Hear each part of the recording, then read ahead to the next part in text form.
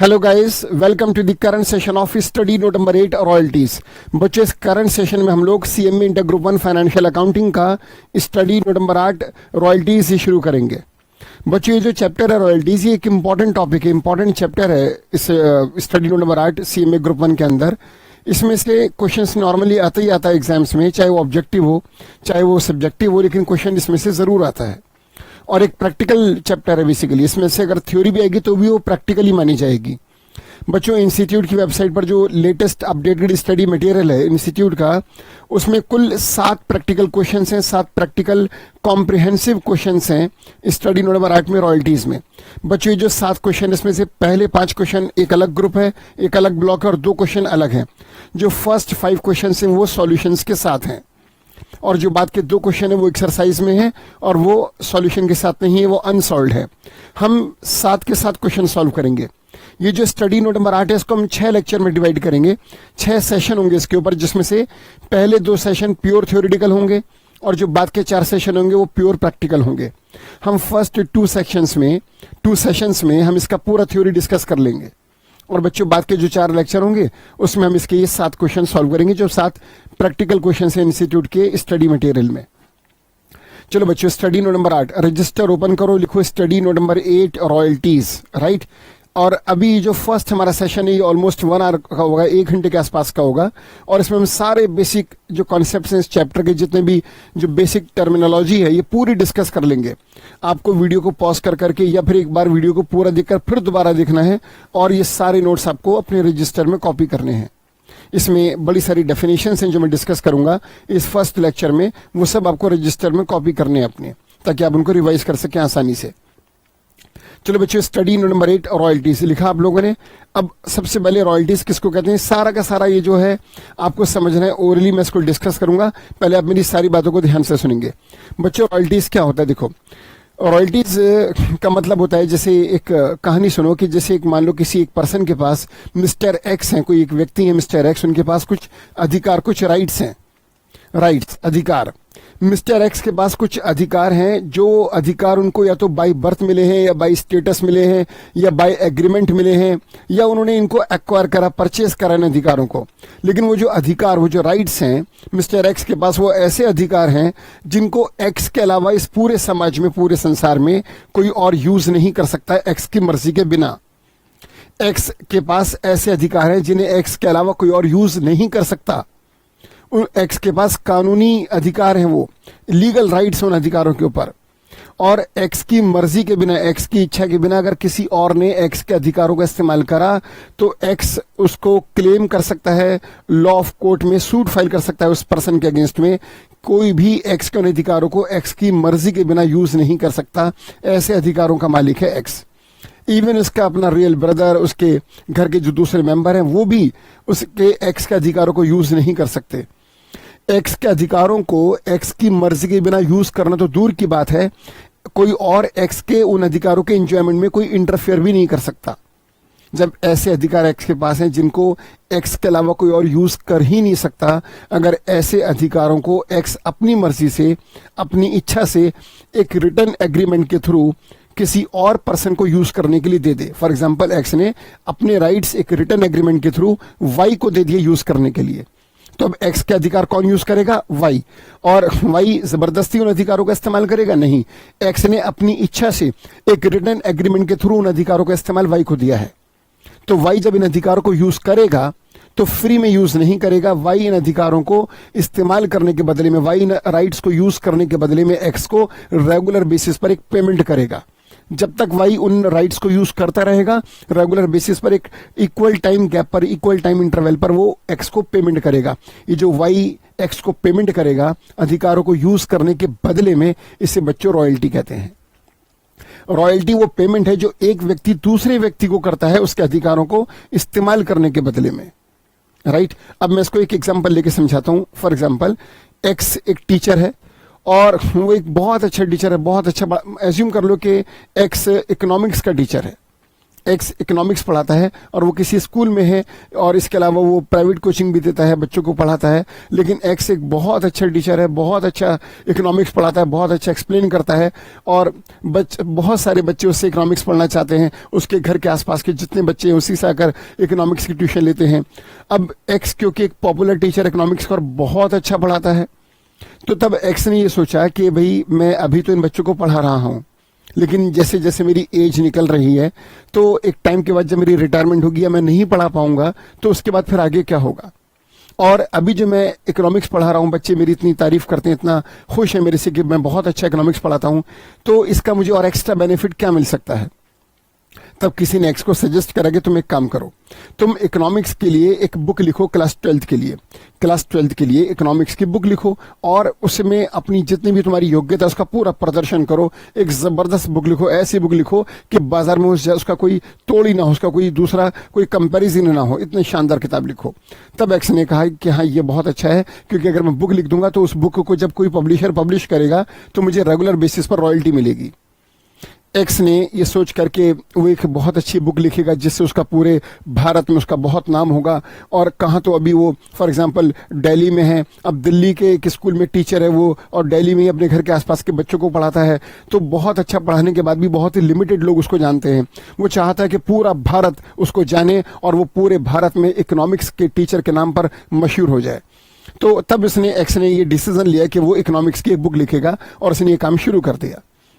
X ने जब book लिखनी शुरू करी तो उसने इस पर बहुत ज़्यादा इस पर मेहनत करी और बहुत अच्छी बुक लिखी। बाजार में जितनी बुक्स अवेलेबल थी इकोनॉमिक्स की, उन सबसे अच्छी बुक अपनी बनाई। उन सब बुक्स को देखा कि बाजार में जो बुक्स हैं उनमें क्या क्या कमियां हैं और क्या बढ़िया हो सकता है। ये देखकर उसने रात दिन कड़ी मेहनत कर 1 साल 2 साल का इन्वेस्टमेंट करके 2-2.5 साल में एक बहुत ही बड़ी शानदार बड़ी ज़बरदस्त बुक लिखी इकोनॉमिक्स की। उसमें कॉन्सेप्ट्स को बहुत अच्छे करके समझाया, पिक्चर्स हर एक बात पर एक पिक्चर डाली, उस पिक्चर के थ्रू समझाया, अलग अलग कलर यूज़ करे और एक बहुत ही बढ़िया किताब उसने प्रिपेयर कर दी, रेडी कर दी। अब जब इकोनॉमिक्स की उसने और इसको बहुत ही सिंप्लीफाइड फॉर्म में बनाया, उसने बुक लिखते टाइम ये इस बात पर ध्यान दिया कि अगर कोई बच्चा किसी टीचर से ना पढ़े और सीधा मेरी बुक से अगर पढ़े तो भी उसको पूरी इकोनॉमिक्स आराम से समझ में आ जाए। ऐसा सोचकर एक सिंप्लीफाइड फॉर्म में पिक्चर्स के साथ बहुत ही इंटरेस्टिंग, बहुत ही अट्रैक्टिव बुक उसने अपनी तैयार कर दी इकोनॉमिक्स की क्लास 12th के लिए। अब वो ये चाहता है कि ये बुक छपे और बाजार में बिके और इस बुक से उसका बाजार में खूब नाम हो, उसकी गुडविल बने और साथ में वो अर्न भी अच्छा करे, उसकी बहुत अच्छी कमाई हो। अब इसके लिए उसे करना क्या होगा? इसके लिए उसे किसी पब्लिशर के पास जाना होगा। एक्स ने बुक तो लिख दी, 2-2.5 साल की कड़ी मेहनत से बुक तो लिख दी, लेकिन अब वो इस बुक से कमाना चाहता है। अब कमाने के लिए उसको क्या करना होगा? इसको छापना होगा। छापने के लिए क्या चाहिए? Printing press. और प्रिंटिंग प्रेस अपने आप में करोड़ों रुपए का इन्वेस्टमेंट है, तो प्रिंटिंग प्रेस तो नहीं लगा सकता वो। इसके लिए क्या करेगा? किसी पब्लिशर से मिलेगा और पब्लिशर से बात करके उस किताब को प्रिंट पब्लिश करवाएगा। लेकिन एक्स क्योंकि पढ़ा लिखा आदमी है, टीचर है, एक जाना माना टीचर है, तो वो ये बात जानता है कि अगर मैंने अपनी बुक किसी पब्लिशर को दे दी तो कहीं ऐसा ना हो कि पब्लिशर मक्कार धोखेबाज निकले और वो बजाय इस ऑथर के नाम से, इस टीचर के नाम से बुक छापने के बजाय अपने नाम से प्रिंट कर दिया, उसकी कहीं कॉपी ना कर ले। तो सबसे पहले एक्स ने क्या करा कि वो किसी पब्लिशर के पास नहीं गया। एक्स गया पहले उस सरकारी डिपार्टमेंट में, गवर्नमेंट के उस डिपार्टमेंट में जाकर मिला जहां से कॉपीराइट मिलता है। सबसे पहले उसने इस बुक के ऊपर कॉपीराइट के लिए अप्लाई करा और जब उसने कॉपीराइट के लिए अप्लाई करा और उस गवर्नमेंट डिपार्टमेंट ने जब ये देखा कि हाँ ये जो बुक है इसके जो कंटेंट हैं वो कहीं से कॉपीड नहीं है, ये इसके अपने कंटेंट है, अपनी राइटिंग है, अपना ही सब कुछ है, तब उस गवर्नमेंट डिपार्टमेंट ने एक्स को उस बुक के ऊपर कॉपीराइट दे दिया। कॉपीराइट का मतलब होता है कॉपी का राइट, यानी कि इस बुक की अगर कोई भी दूसरी कॉपी होगी तो सिवाय मिस्टर एक्स के कोई और नहीं कर सकता। मिस्टर एक्स ने उस अपनी बुक के ऊपर अपना कॉपीराइट ले लिया कि कॉपी उनके अलावा पूरे भारत में कोई और अब नहीं कर पाएगा। कॉपीराइट मिलने के बाद एक्स गए पब्लिशर के पास और उन्होंने एक पब्लिशर से मिलकर उसके सामने एक प्रपोजल रखा कि भाई पब्लिशर, ये बुक है, ये मैंने लिखी है इकोनॉमिक्स की बुक और मैंने बहुत बढ़िया बुक लिखी है और तुम इस बुक को देखो, मैंने इस पर कॉपीराइट भी ले लिया है, मैं चाहता हूं कि तुम इस बुक को देखो और इस बुक को प्रिंट करो, इसको पब्लिश करो। पब्लिशर ने कहा भाई मेरे पास तो इकोनॉमिक्स के पहले से बड़े सारे ऑथर हैं और मेरा तो एक बड़ा पब्लिशिंग हाउस है और यहाँ तो सुबह से शाम तक रोजाना 2-4 टीचर आते हैं कि मेरी बुक छाप दो, मेरी बुक छाप दो। ऐसे थोड़ी होता है, यहाँ तो बहुत अच्छे अच्छे ऑथर हैं, जो भारत के जाने माने ऑथर्स हैं वो जुड़े हुए हैं मेरे साथ। तब टीचर ने, उस मिस्टर एक्स ने कहा कि भाई तुम चाहो तो एक बार मेरी बुक भी देख लो, अगर तुम्हें उनके इक्वल लगे, उनसे बेटर लगे तो प्रिंट करना, पब्लिश करना, वरना छोड़ देना, और बड़े सारे पब्लिशर्स हैं। तब पब्लिशर ने क्या करा कि उसकी बुक ले ली और कहा कि ठीक है तुम इस बुक को मुझे दे दो, हम 1 हफ्ते के बाद मिलेंगे, 1 वीक के बाद मिलेंगे। इस 1 वीक में मेरे जो एक्सपर्ट्स हैं मैं उनसे इस बुक को स्टडी कराऊंगा, पढ़वाऊंगा। अगर मेरे एक्सपर्ट्स ने कहा, पब्लिशर ने कहा ये बात ऑथर से, पब्लिशर ऑथर से कह रहा है कि ये बुक तुम मेरे पास छोड़ कर जाओ, मैं इसे अपने एक्सपर्ट से स्टडी करवाऊंगा, पढ़वाऊंगा। अगर मेरे एक्सपर्ट्स इससे सेटिस्फाइड हुए और उनको लगा, उन्होंने मुझसे कहा कि हाँ ये बुक बेस्ट है और प्रिंट करो उसको, तब मैं तुम्हारी बुक को पब्लिश करूंगा। ऑथर राजी हो गया, अपनी बुक देकर चला गया।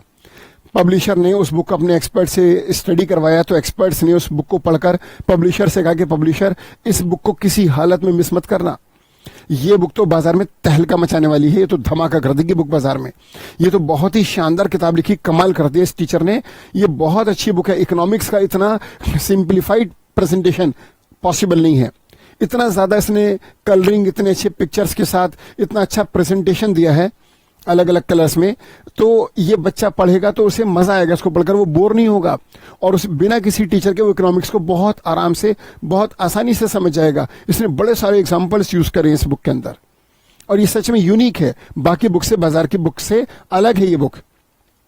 तब पब्लिशर ने उस ऑथर को बुलाया, कॉल कर, उस ऑथर से कहा, उस टीचर से कहा, मिस्टर एक्स से कहा कि भाई एक्स ठीक है, तुम्हारी बुक से मैं सेटिस्फाइड हूं और मैं इस बुक को अब राजी हूं कि मैं इसको पब्लिश करूंगा। तब टीचर ने कहा कि ठीक है पब्लिशर, अगर तुम इस बुक को पब्लिश करना चाहते हो तो अब बताओ इसमें मेरा शेयर कितना होगा। पब्लिशर बोला कि भाई हर एक किताब के बिकने पर मैं तुमको 10 रुपए की रॉयल्टी दे दूंगा, जितनी किताबें बिकेंगी।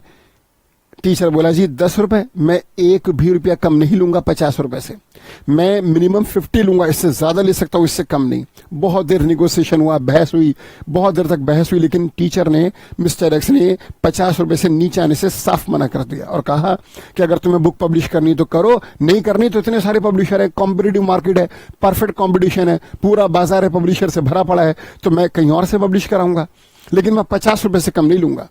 तुम प्राइसेस का कुछ भी रखो, मुझे 50 रुपीज पर बुक चाहिए।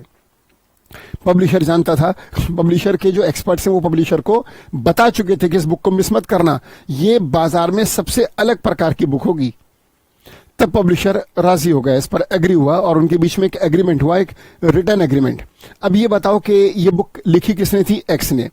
कॉपीराइट किसने लिया था? एक्स ने। कॉपी का राइट किसके पास था? एक्स के पास। एक्स के इस अधिकार को कोई और यूज नहीं कर सकता किसी भी हालत में। लेकिन अब एक्स का पब्लिशर के साथ एक एग्रीमेंट हुआ, तो उस एक रिटर्न एग्रीमेंट हुआ जिसमें एक्स ने एक राइटिंग में एग्रीमेंट करके अपने इस अधिकार को जो एक्स के पास था, जो पूरे भारत में एक्स के अलावा कोई और यूज नहीं कर सकता था, और अगर कोई और यूज करता तो एक क्राइम होता और इस पर उसको इम्प्रिजनमेंट होती, जेल होती। ऐसे अधिकार को एक्स ने एक रिटर्न एग्रीमेंट के थ्रू मिस्टर वाई, जो पब्लिशर है उनका नाम वाई है, वाई को दे दिया। जब रिटर्न एग्रीमेंट के थ्रू एक्स ने अपना अधिकार वाई को ट्रांसफर करा, तो ये तो एक लीगल एग्रीमेंट है, ये तो कॉन्ट्रैक्ट है। अब क्या हुआ? अब इस एग्रीमेंट में लिखा गया कि भाई ये अधिकार जो एक्स का था कॉपीराइट का, ये एक्स ने वाई को दिया और बदले में एक्स वाई से रॉयल्टी चार्ज करेगा। अब रॉयल्टी क्या है? हर एक बुक के बिकने पर 50 रुपए। और उनके बीच में यह भी एग्रीमेंट हुआ कि एक एक बुक के बिकने पर पेमेंट नहीं होगी, बल्कि 1 साल में एक बार अकाउंट्स क्लोज होंगे। फॉर एग्जांपल उन्होंने ऐसा लिख दिया एग्रीमेंट में कि हर साल 31 मार्च को अकाउंट्स क्लोज होंगे। 1 साल में 365 दिन में जितनी भी बुक्स बिकेंगी, 31 मार्च को जब अकाउंट्स क्लोज होंगे तो 1 अप्रैल की सुबह से लेकर 31 मार्च की शाम तक पूरे 365 दिन में जितनी भी बुक्स बिकी होंगी, उन बिकी हुई बुक्स को 50 रुपीज से मल्टीप्लाई किया जाएगा और मल्टीप्लाई करने के बाद जो अमाउंट आएगा, this is called actual royalty. ये अमाउंट वाई एक्स को पे करेगा। राइट बच्चों, तो एक्स ने अपना अधिकार बुक को प्रिंट करने का, बुक को कॉपी करने का अधिकार एक्स ने किसको दिया? वाई को। वाई बदले में क्या पे करेगा? रॉयल्टी। और वो किस पर आधारित है? सेल्स के ऊपर। 1 साल में अगर मान लो 1000 किताबें बिकी तो 1000 किताबें इंटू 50 रुपए पर बुक, 1000 इंटू 50,000 50,000 की रॉयल्टी वाई एक्स को पे करेगा। और ये उन्होंने आपस में एग्रीमेंट कर लिया। वो चाहें तो हर महीने भी अकाउंट्स क्लोज कर सकते हैं, क्वार्टरली, हाफ ईयरली, और ईयरली, तो उन्होंने ये डिसाइड करा, ये मैं एसम्पशन लेके चल रहा हूं कि ये डिसाइड करा कि एक साल में एक बार अकाउंट्स क्लोज होंगे, हर साल 31 मार्च को पूरे साल में जितनी बुक्स बिकी होंगी उसको 50 रुपीज से मल्टीप्लाई कर जो अमाउंट आएगा रॉयल्टी का वो वाई एक्स को पे कर देगा। राइट बच्चों, इसे कहते हैं रॉयल्टी। तो रॉयल्टी वो पेमेंट है जो एक व्यक्ति दूसरे व्यक्ति को करता है उसके अधिकारों को इस्तेमाल करने के बदले में। और बच्चों सुनो, जो रॉयल्टी पे करता है उसे हम कहते हैं लेसी, और जो रॉयल्टी रिसीव करता है, जो अधिकारों का मालिक है, उसे हम कहते हैं लेसर या फिर लैंडलॉर्ड। यहां पर लैंडलॉर्ड का मतलब जमीन के मालिक से नहीं है, यहां लैंड का मतलब जमीन नहीं है, लैंड का मतलब यहां पर अधिकार है। लैंडलॉर्ड यानी कि जो अधिकारों का मालिक है, लेसी जो उन अधिकारों का इस्तेमाल कर रहा है और बदले में रॉयल्टी पे करेगा। और भी एक दो एग्जांपल हम लेके समझ सकते हैं बच्चों। जैसे मान लो कि अगर कोई अभी जब कोई बच्चा अपनी स्टेट छोड़कर किसी दूसरी स्टेट में जाता है पढ़ने के लिए, तो वहां पर वो, या जॉब के लिए अगर किसी और स्टेट में जाता है, तो वहां पर एक रूम, कोई पीजी, कोई हॉस्टल या कोई 1 BHK या 2 BHK वो रेंट पर लेता है। अब जब हम किसी का मकान किराए पर लेके रहते हैं, हम उसे किराया देते हैं, राइट, जिसे हम कहते हैं रेंट। एक बात बताइए, अगर मान लीजिए मिस्टर एक्स किसी घर के मालिक हैं, तो क्या कोई और उनके घर में जबरदस्ती घुस के रह सकता है? नहीं। मिस्टर एक्स अपने घर के मालिक हैं, वो अपने घर में रहते हैं, वो रहे ना रहे, अगर एक्स अपने घर में ना रहकर कहीं और चले गए हैं और काफी टाइम से वो कहीं बाहर रह रहे हैं, तो इसका मतलब ये नहीं कि कोई भी उनके घर में घुस जाए कि भाई घर खाली है, क्या फायदा, घर का कोई इस्तेमाल नहीं हो रहा तो मैं ही रह लेता हूं। ऐसे नहीं होता। एक्स अगर उस घर के मालिक है तो उनकी मर्जी के बिना कोई उस घर में घुस भी नहीं सकता। आपको मालूम है, कई घरों के बाहर आपने लिखा हुआ देखा होगा, ट्रेसपासर्स आर नॉट अलाउड। ट्रेसपासर्स का मतलब होता है कि जो राहगीर हैं, जो चलने वाले हैं, जो सामने से लोग गुजर रहे हैं, उसका मतलब ये नहीं कि वो इसमें घर में घुस जाएं कि घर का दरवाजा खुला हुआ है तो घर के अंदर आ जाओ। हम किसी की मर्जी के बिना उसके घर में नहीं घुस सकते। ऐसे में जब मिस्टर एक्स अपने एक घर के मालिक है और उनकी मर्जी के बिना, उनकी इच्छा के विपरीत कोई और उनके घर में एंटर नहीं कर सकता, अगर ऐसे में एक्स अपना घर वाई को किराए पर दे दें, एक रिटर्न एग्रीमेंट होगा जिसे हम कहते हैं रेंट डीड।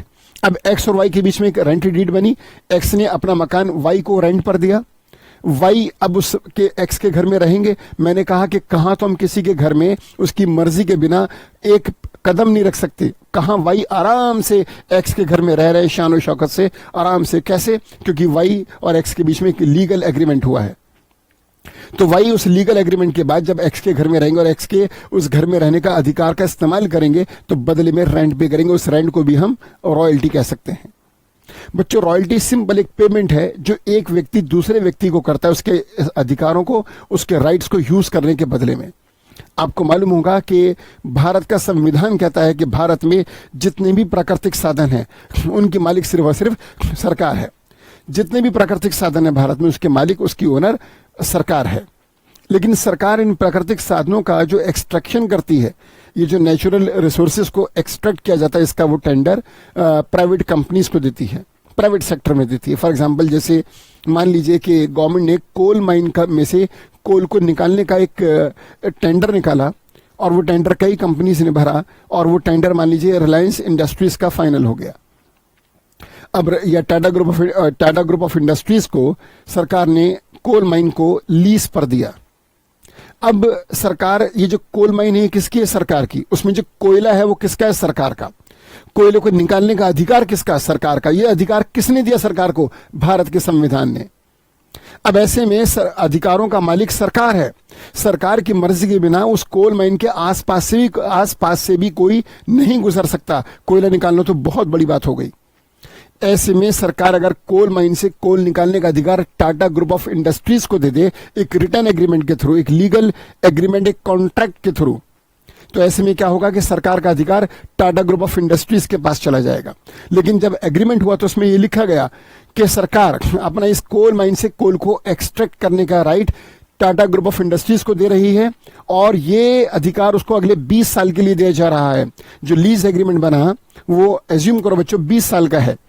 सरकार ने टाटा से कहा कि टाटा इन 20 साल में तुम इस कोल माइन से जितना चाहो कोल निकाल लो, लेकिन जब भी तुम इसमें से कोल निकालोगे तो पहले उसका वजन, उसका वेट होगा और हर 1 टन कोयला निकालने पर सरकार तुमसे 8,000 रुपए की रॉयल्टी लेगी।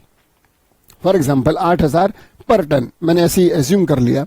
तो यहां पर क्या होगा कि टाटा को जब वो कोल माइन का राइट मिलेगा कि वो कोल निकालेंगे, तो कोल माइन तो सरकार की है, कोयला सरकार का है, कोयला निकालने का अधिकार सरकार का है, सरकार ने वो अधिकार टाटा को दिया, टाटा उस अधिकार का यूज करेगी और कोल माइन से कोल निकालेगी, लेकिन पहले उसका वजन होगा और हर एक टन कोयला निकालने पर टाटा सरकार को 8,000 रुपए पर टन के हिसाब से रॉयल्टी पे करेगी। और यहां पर कोल निकालने का जो खर्चा है, सारा एक्सपेंसेस वो टाटा बियर करेगी, सरकार कोई एक्सपेंस नहीं करेगी। सरकार ने बस अपने अधिकार का ट्रांसफर करा है, उस अधिकार के बदले में सरकार रॉयल्टी चार्ज करेगी टाटा से, और वो फॉर एग्जांपल 8,000 पर टन है। जितना भी कोल निकाला जाएगा उसका वेट होगा, और एक साल में अगर एक बार अकाउंट्स क्लोज हो रहे हैं तो पूरे साल में जितना भी कोल निकालेंगे उस कोल को टन में करके क्वांटिटी टन में लेकर उसको 8,000 से मल्टीप्लाई करके जो अमाउंट आएगा वो अमाउंट एक्चुअल रॉयल्टी होगी, और वो अमाउंट टाटा सरकार को पे करेगी। तो बच्चों, इन सभी एग्जाम्पल से ये बात बिल्कुल क्लियर है कि जब एक व्यक्ति अपने अधिकार किसी और व्यक्ति को देता है, या एक पर्सन अपने राइट्स किसी और पर्सन को देता है यूज करने के लिए, तो फ्री में नहीं देता, उससे बदले में कुछ चार्ज करता है। वो जो बदले में चार्ज करता है उसे रॉयल्टी कहते हैं। एक बात इसमें और ऐड कर लो कि रॉयल्टी का देना और रॉयल्टी का लेना दोनों ही रेवेन्यू नेचर के होते हैं बच्चों। जो रॉयल्टी पे करता है वो लेसी, और जो रॉयल्टी रिसीव करता है, जो अधिकारों का मालिक है, वो लैंडलॉर्ड या फिर लेसर। लैंडलॉर्ड जब रॉयल्टी रिसीव करता है तो वो इसको अपनी रेवेन्यू रिसीट्स मानकर इनकम मानता है और अपने P&L अकाउंट को क्रेडिट करता है, और जो रॉयल्टी देता है वो है लेसी, और लेसी के लिए ये रॉयल्टी रेवेन्यू एक्सपेंडिचर है। इस पूरे चैप्टर का रॉयल्टीज का बैलेंस शीट से कोई लेना देना नहीं है। ये पूरा का पूरा जो चैप्टर है, जो स्टडी नोट नंबर 8 है, ये रेवेन्यू आइटम में डील करता है, ये रेवेन्यू आइटम्स में डील करता है। जैसे मैंने कहा, जो रॉयल्टी दे रहा है लेसी, जो अधिकारों का यूज करता है, उसके लिए रॉयल्टी का देना एक रेवेन्यू एक्सपेंडिचर है, और लैंडलॉर्ड जो रॉयल्टी रिसीव करता है उसके लिए एक रेवेन्यू रिसीट्स है। देने वाला इसे P&L के डेबिट में शो करेगा, और लेने वाला इसको P&L के क्रेडिट साइड में शो करेगा। राइट बच्चों, चलो अब थोड़ा सा इस पे लिखना शुरू करो। आपने रजिस्टर में लिखा royalties study note number 8, right.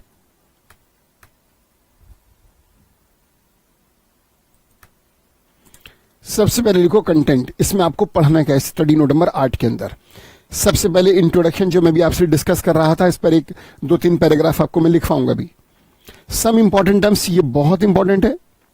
ये जो टर्म्स हैं जो इस चैप्टर में यूज होंगी वो 10 या 11 हैं। इन टर्म्स को डिस्कस करना ही हमारी इस क्लास का फोकस है। इस लेक्चर में हम इन्हीं इंपॉर्टेंट टर्म्स को डिस्कस करेंगे, और इन्हीं टर्म्स के आधार पे तुम प्रैक्टिकल क्वेश्चंस को सॉल्व कर पाओगे आगे। Third, channel entries in the books of lessee. Lessee कौन? जो अधिकारों को यूज करता है। And in the books of landlord, जो अधिकारों का मालिक है। बच्चों, इन दोनों की बुक्स में एंट्रीज पास करना, इतिहास गवाह है इस बात का, हिस्ट्री विटनेस है इस बात की कि आज तक एग्जाम्स में जर्नल एंट्रीज नहीं आई। तब भी हम डिटेल में इसको डिस्कस करेंगे, बल्कि पूरा एक लेक्चर इसको हम डेडिकेट करेंगे एंट्रीज को, ताकि हमारा ये चैप्टर बेसिकली उसका जो बेस है वो बहुत स्ट्रांग हो जाए। लेकिन ये बात हमको मालूम है कि एग्जाम्स में नहीं आई, और नहीं लगता कि एग्जाम्स में आएंगी। अगर एग्जाम्स में डिस्क्रिप्टिव क्वेश्चन आता है तो इसमें से लेजर अकाउंट्स आएंगे। ऑब्जेक्टिव अगर क्वेश्चन आता है तो MCQs या फिर फिल इन द ब्लैंक्स या ट्रू फॉल्स आ सकता है। राइट बच्चों, ये जो एंट्रीज हैं हम इसलिए डिस्कस करेंगे कि एक तो ये सबसे इंपॉर्टेंट कि भाई इससे हमारा बेस स्ट्रांग होगा, लेकिन उससे भी ज्यादा इंपॉर्टेंट जो इंस्टीट्यूट की वेबसाइट पर जो इंस्टीट्यूट का स्टडी मटेरियल है उसके अंदर सारी एंट्रीज गिवन है सारे केसेस में। जब इंस्टीट्यूट ने अपने स्टडी मटेरियल में इन एंट्रीज को डिटेल में डिस्कस करा तो हम क्यों नहीं करेंगे, हम भी करेंगे। तो ये हमारा थर्ड पॉइंट है। फोर्थ, एंट्रीज डिस्कस करने के बाद आप जानते हैं एंट्रीज के बाद अगला स्टेप क्या होता है? Ledger accounts. हमारे एग्जाम्स में अगर डिस्क्रिप्टिव क्वेश्चन है तो वो लेजर अकाउंट्स है। राइट लेजर अकाउंट्स किसके? इन दोनों की बुक्स में, इन द बुक्स ऑफ लेसी जो अधिकारों को यूज करता है, and in the books of landlord जो अधिकारों का मालिक है। Number 5, comprehensive practical problems and solutions. ये 7 प्रैक्टिकल प्रॉब्लम्स हैं। पहले 5 क्वेश्चन सॉल्यूशंस के साथ हैं और बाद के 2 क्वेश्चन अनसॉल्व्ड हैं। ये 7 क्वेश्चन हम अगले जो हमारे 2 लेक्चर के बाद जो तीसरा, चौथा, 5वां और छठा जो बाद के 4 लेक्चर होंगे उसमें हम इन 7 क्वेश्चंस को सॉल्व करेंगे। चलिए जी, सबसे पहले आता है जी इंट्रोडक्शन। अभी हमने कंटेंट्स में पढ़ा नंबर 1 इंट्रोडक्शन। इंट्रोडक्शन में हम ये बताएंगे इस चैप्टर का आधार क्या है, वो मैं आपको बता चुका हूं। इस चैप्टर का आधार है कि एक पर्सन अपने अधिकार यूज करने के लिए किसी दूसरे पर्सन को देता है। वो अधिकार उसको या तो बाय बर्थ मिले हैं, या बाय स्टेटस मिले हैं, या बाय एग्रीमेंट मिले हैं, या उसने उनको परचेस करा, एक्वायर करा है। जब वो अपने उन अधिकारों को यूज करने के लिए किसी और पर्सन को देगा तो उस दूसरे पर्सन से बदले में वो रॉयल्टी चार्ज करेगा, अधिकारों को इस्तेमाल करने के बदले में। In this topic we will discuss the situation. अब इस टॉपिक में हम एक सिचुएशन को डिस्कस करेंगे। वो सिचुएशन क्या है? वो है व्हेन द ओनर, जिसको हम कहते हैं लैंडलॉर्ड, जो ओनर है, जो मालिक है, जिसे हम लैंडलॉर्ड कहते हैं। किसका मालिक है वो? एक एसेट्स का। और वो एसेट्स क्या है? नॉर्मली वो एसेट्स है अधिकार, राइट्स। व्हेन द ओनर, जिसे हम लैंडलॉर्ड कहते हैं, called landlord of an asset means rights as a business arrangement, एक बिजनेस अरेंजमेंट, एक लीगल कॉन्ट्रैक्ट के थ्रू में अलाउ, वो अलाउ कर सकता है अदर पार्टी, किसी और पर्सन को, जिसे हम कहते हैं लेसी, लाइसेंसी, पब्लिशर एक्सेट्रा। क्या अलाउ कर सकता है? द राइट टू यूज, इस्तेमाल करने का अधिकार, दैट एसेट्स, अपनी उस एसेट्स को, अपने उन अधिकारों को, अगेंस्ट, किसके अगेंस्ट में? सम कंसीडरेशन, कुछ पैसों के बदले में। वो कंसीडरेशन ही बेसिकली रॉयल्टी है। In this topic we will discuss the situation when the owner of an asset may allow or allows the other party the right to use that assets in against of some consideration। इस topic में हम discuss करते हैं जब एक व्यक्ति अपने अधिकारों को किसी और को यूज करने के लिए देता है, अपनी एसेट्स को किसी और को यूज करने के लिए देता है कुछ पैसों के बदले में, तो हम ये कहते हैं कि ये जो टॉपिक है बेसिकली ये डिस्कस हुआ है रॉयल्टीज के चैप्टर में। सच कंसिडरेशन इज कैलकुलेटेड विद, ये जो कंसीडरेशन है, ये जो पैसा है, जैसे मैंने भी एग्जांपल लिया था कि जब ऑथर ने अपनी बुक पब्लिशर को दी तो पब्लिशर ने कहा कि एक साल में जितनी बुक्स बिकेंगी उनको मैं 50 रुपए से मल्टीप्लाई कर जो अमाउंट बनेगा वो तुम्हें बतौर रॉयल्टी के दूंगा। यहां पर एक बात और पॉसिबल थी। अब अगर मान लो पब्लिशर ऑथर को हर एक किताब के बिकने पर रॉयल्टी देता है तो ये रॉयल्टी बेस्ड ऑन सेल्स है। एक और होता है बच्चों रॉयल्टी बेस्ड ऑन प्रोडक्शन। उसमें क्या होता है, अगर मान लो एग्रीमेंट में ये लिखा जाता है कि बुक बिके ना बिके, इससे क्या होता है, बुक के छपते ही रॉयल्टी पे करनी होगी। हम ये नहीं देखेंगे कि एक साल में कितनी बुक्स बिकी, हम देखेंगे छपी कितनी, यानी कि प्रोडक्शन कितनी बुक्स का हुआ। अगर बुक के छपने पर 50 रुपए पर बुक रॉयल्टी पे होती है तो इसे हम कहते हैं रॉयल्टी बेस्ड ऑन प्रोडक्शन।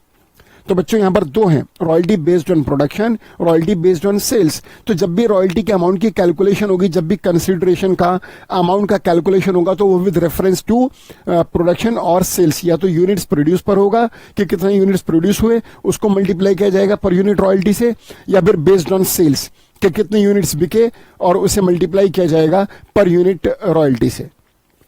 देखिएगा सच कंसीडरेशन, ये जो कैलकुलेशन होगा रॉयल्टी का, is calculated with reference to, इसको किसके रेफरेंस में कैलकुलेट किया जाएगा, टू द क्वांटिटी प्रोड्यूस्ड, या तो जो क्वांटिटी प्रोड्यूस हुई, जैसे मैंने अभी आपसे कहा कि जितनी बुक्स छपेंगी उनको 50 रुपए से मल्टीप्लाई करना है, तो ये बेस्ड ऑन प्रोडक्शन है। और सोल्ड, या फिर बेस्ड ऑन सेल्स के छपने से कुछ नहीं होता, बिकना चाहिए, जितनी बुक्स बिकेंगी उसे 50 से मल्टीप्लाई करने के बाद जो रॉयल्टी का अमाउंट आएगा वो पे होगा, तो ये रॉयल्टी बेस्ड ऑन सेल्स है। This payment to the owner, owner को यानी कि लैंडलॉर्ड को जो ये पेमेंट की जाएगी लेसी के द्वारा, by the Lesi is called और इज टर्म्ड एज रॉयल्टी। इसी को बच्चों रॉयल्टी कहते हैं। क्लियर है? तो एक पर्सन जब किसी दूसरे व्यक्ति के अधिकारों का इस्तेमाल करता है तो उन अधिकारों को वो फ्री में यूज नहीं करता, बल्कि अधिकारों को यूज करने के बदले में वो पहले वाले व्यक्ति को रेगुलर बेसिस पर पेमेंट करता है। इस पेमेंट को बच्चों रॉयल्टी कहते हैं। जो रॉयल्टी देता है उसके लिए रेवेन्यू एक्सपेंडिचर है और जो रॉयल्टी लेता है उसके लिए रेवेन्यू रिसीट्स है। देने वाला P&L के डेबिट साइड में शो करेगा, लेने वाला प्रॉफिट एंड लॉस अकाउंट की क्रेडिट साइड में शो करेगा, क्योंकि उसके लिए इनकम है। बच्चों ये पूरा इंट्रोडक्शन क्लियर है आपको? ये चलिए अब मैं आपसे कंटेंट नंबर 2 पर आऊंगा, जिसमें मैं आपसे सम इंपॉर्टेंट टर्म्स, कुछ इंपॉर्टेंट टर्म्स हैं जो इस चैप्टर में यूज हुई, जिनके बेसिस पर आप क्वेश्चन को सॉल्व करेंगे, वो डिस्कस करने जा रहा हूं। तो सेकंड हमारा कंटेंट है सम इंपॉर्टेंट टर्म्स। ये हमारा इस चैप्टर का बच्चों सेकंड कंटेंट है। जो मैंने कंटेंट का लिस्ट आपको दिखाया था, वहां पर पहला था इंट्रोडक्शन जो हमने डिस्कस करा, सेकंड था सम इंपॉर्टेंट टर्म्स जो हम डिस्कस करेंगे। इसमें 10, 11, 12 जो भी हैं टर्म्स हैं, इन सबको आराम से सुनो, समझो और इनको लिखो। उनमें से पहला जो सबसे इंपॉर्टेंट है, जो कि इस चैप्टर का नाम भी है, और वो है बच्चों रॉयल्टी। आपने कई बार मेरे से सुना और अभी लिखा हुआ भी देखा, आपने प्रेजेंटेशन भी देखा, उसको लिखा भी होगा आपने। एक बार फिर उसी बात पर हम जा रहे हैं वापस, रॉयल्टी पर बच्चों। तो फर्स्ट टर्म लिख लीजिए आप, रॉयल्टी। इसके ऊपर हम कुछ थोड़ा सा पैराग्राफ लिखेंगे। तो पहला वर्ड आपने लिखा रॉयल्टी, राइट। चलिए, अब रॉयल्टी आपने मेरे से कई बार सुन लिया, सुनिएगा, सीधा नोट्स में आ जाइए। Royalty is the periodic payment. Royalty क्या बच्चों? एक पीरियोडिक पेमेंट है। पीरियोडिक से मतलब है कि जब भी एक यूनिट बिकेगा तो फौरन इसकी रॉयल्टी पे नहीं होगी। ऐसा नहीं है कि पब्लिशर ने एक किताब बेची, ये लो भी 50 रुपए, फिर एक और बुक बेची, ये लो भी 50 रुपए, फिर 4 किताबें बेची, लो भी 200 रुपए, ऐसे नहीं होगा। बल्कि पीरियोडिक पेमेंट है। अकाउंट्स क्लोज होंगे, अब वो चाहे वीकली हो, फोर्टनाइटली हो, मंथली हो, क्वार्टरली हो, हाफ ईयरली हो, ईयरली हो, डिपेंड्स। ये तो उनके अपने म्यूचुअल एग्रीमेंट पे डिपेंड करेगा। लेकिन एक पीरियोडिक पेमेंट है जो इक्वल टाइम इंटरवल के ऊपर पे होगी, लेसी के द्वारा लेसर को। इन द नेचर ऑफ रेंट, ये एक रेंट, ये किराया है बेसिकली, कि हम एक मिस्टर ए मिस्टर बी के अधिकारों को इस्तेमाल करके उनको किराया दे रहे हैं। तो यहां पर रेंट हम इसे कह सकते हैं रॉयल्टी या रेंट, राइट। लेकिन प्रॉपर वर्ड रॉयल्टी है। बेस्ड ऑन सेल्स और प्रोडक्शन, ये आधारित हो सकती है प्रोडक्शन पर भी और सेल्स पर भी। जैसे मैंने आपसे कहा कि पूरे साल में जितनी बुक्स बिकेंगी उनसे मल्टीप्लाई किया जाएगा 50 रुपए का, तो ये रॉयल्टी बेस्ड ऑन सेल्स है। अगर ये कहा जाए कि पूरे साल में जितनी बुक्स प्रिंट होंगी, पब्लिश होंगी, प्रोड्यूस होंगी, उस पर रॉयल्टी पे होगी, उसे मल्टीप्लाई किया जाएगा 50 रुपीज पर बुक से, तो ये रॉयल्टी बेस्ड ऑन प्रोडक्शन है बच्चों। Royalty is the periodic payment in the nature of rent based on sales और production made by one person called lessee और टेनेंट। ये एक व्यक्ति पे करेगा जिसे हम लेसी या टेनेंट कहते हैं, किराएदार, टू अनदर पर्सन, दूसरे व्यक्ति को, कॉल्ड जिसे हम लेसर कहते हैं या फिर लैंडलॉर्ड कहते हैं। और ये पेमेंट क्यों करेगा लेसी लेसर को? फॉर यूजिंग सर्टेन राइट्स, अधिकारों को इस्तेमाल करने के बदले में, और एसेट या उसकी एसेट्स को यूज करने के बदले में। विच बिलोंग्स, और वो एसेट्स, वो अधिकार किससे बिलोंग करते हैं? टू दी लेटर, बाद वाले से। बाद में किसका नाम लिया था हमने? लैंडलॉर्ड का। तो अधिकार किससे बिलोंग करते हैं बच्चों? लैंडलॉर्ड से, that is landlord. For a certain, और बदले में क्या चार्ज होगा? फॉर, और ये अधिकार जिंदगी भर के लिए होंगे? नहीं, एक लिमिटेड पीरियड होगा। For a certain period of time. जब आप कोई मकान किराए पर लेते हैं तो वहां पर भी जो एग्रीमेंट बनता है वो नॉर्मली 11 महीनों का होता है। अब वो 11 महीनों का हो, 1 साल का हो, 5 साल का हो, 10 साल का हो, लेकिन एक लिमिट पक्का होती है। ऐसा नहीं होता कि भाई ये मैंने मकान तुमको किराए पर दिया लाइफ टाइम के लिए, चलो बनाओ एग्रीमेंट, उसमें हम ये लिखेंगे कि this is for life time. ऐसा कोई एग्रीमेंट नहीं होता। एग्रीमेंट में एक समय सीमा होती है। तो यहां पर भी जो लीज एग्रीमेंट है, जो रेंट एग्रीमेंट है, वो एक समय सीमा के अंदर है। उस समय सीमा में जब भी एक्स के अधिकारों का इस्तेमाल वाई करेगा उस पीरियड के अंदर, तो रेगुलर बेसिस पर एक पीरियोडिक पेमेंट करता रहेगा वाई एक्स को, और इसी को बच्चों रॉयल्टी कहते हैं। For example when a publisher publishes a book, जब एक पब्लिशर किताब छापता है, ही मेक्स अ पेमेंट, तो वो पेमेंट करता है किसको? टू दी ऑथर, ऑथर को, sorry, to the author, which is based on the number of copies sold, known as royalty. जब भी ऑथर, जब भी पब्लिशर किसी ऑथर की बुक को प्रिंट पब्लिश करता है तो वो ऑथर को एक रेगुलर बेसिस पर पेमेंट करता है बुक्स के बिकने पर या उसके प्रोड्यूस होने पर। इसे हम रॉयल्टी कहते हैं बच्चों। तो ये सब कुछ मैं आपसे डिस्कस कर चुका हूं और अब इसको आप कॉपी कर लीजिए। इसके बाद एसेंशियल्स ऑफ रॉयल्टी। रॉयल्टी के अंदर आवश्यक तत्व क्या क्या हैं? Number 1, it is in the terms of money. Royalty money की टर्म्स में होती है। Second, it is in the nature of revenue, ये एक रेवेन्यू आइटम है। रॉयल्टी किस में बच्चों? मनी में, यानी कि पैसे का लेन देन होगा इसके अंदर। और इसका नेचर कैसा है? रेवेन्यू, यानी कि ये प्रॉफिट एंड लॉस में हम इसको शो करेंगे। Third, it is the payment, ये एक पेमेंट है मेड बाय वन पर्सन, जो एक व्यक्ति करता है, टू अनदर पर्सन, दूसरे व्यक्ति को, in against the use of certain rights और assets belongs to that another person. ये मैंने अभी डिस्कस भी करा था कि ये एक पेमेंट है जो एक व्यक्ति करता है दूसरे व्यक्ति को उसके अधिकारों को इस्तेमाल करने के बदले में, right. Fourth, it may be based on the number of units produced और on the number of units sold. एक ही बात हम बार बार डिस्कस कर रहे हैं कि रॉयल्टी बेस्ड ऑन प्रोडक्शन भी हो सकती है और बेस्ड ऑन सेल्स भी। Fifth, it is the revenue expenditure. बच्चों ये रेवेन्यू एक्सपेंडिचर है लेसी के लिए, फॉर द लेसी और टेनेंट एंड डेबिटेड, और इसको डेबिट किया जाता है क्योंकि ये खर्चा है तो इसको डेबिट किया जाता है प्रॉफिट एंड लॉस अकाउंट में। Six, it is the revenue receipts, और जो रॉयल्टी है वो रेवेन्यू रिसीट्स है किसके लिए बच्चों, लेसर के लिए, लैंडलॉर्ड के लिए, और वो उसको क्रेडिट करेगा अपने P&L अकाउंट में क्योंकि उसके लिए ये इनकम है। तो ये 5-6 एसेंशियल हैं कि रॉयल्टी, अब ये जो 6 एसेंशियल है क्या है बच्चों, royalty in terms of money होती है। रॉयल्टी के नाम पर मिठाई का डब्बा या कपड़े या बर्तन या खिलौने नहीं दिए जाते।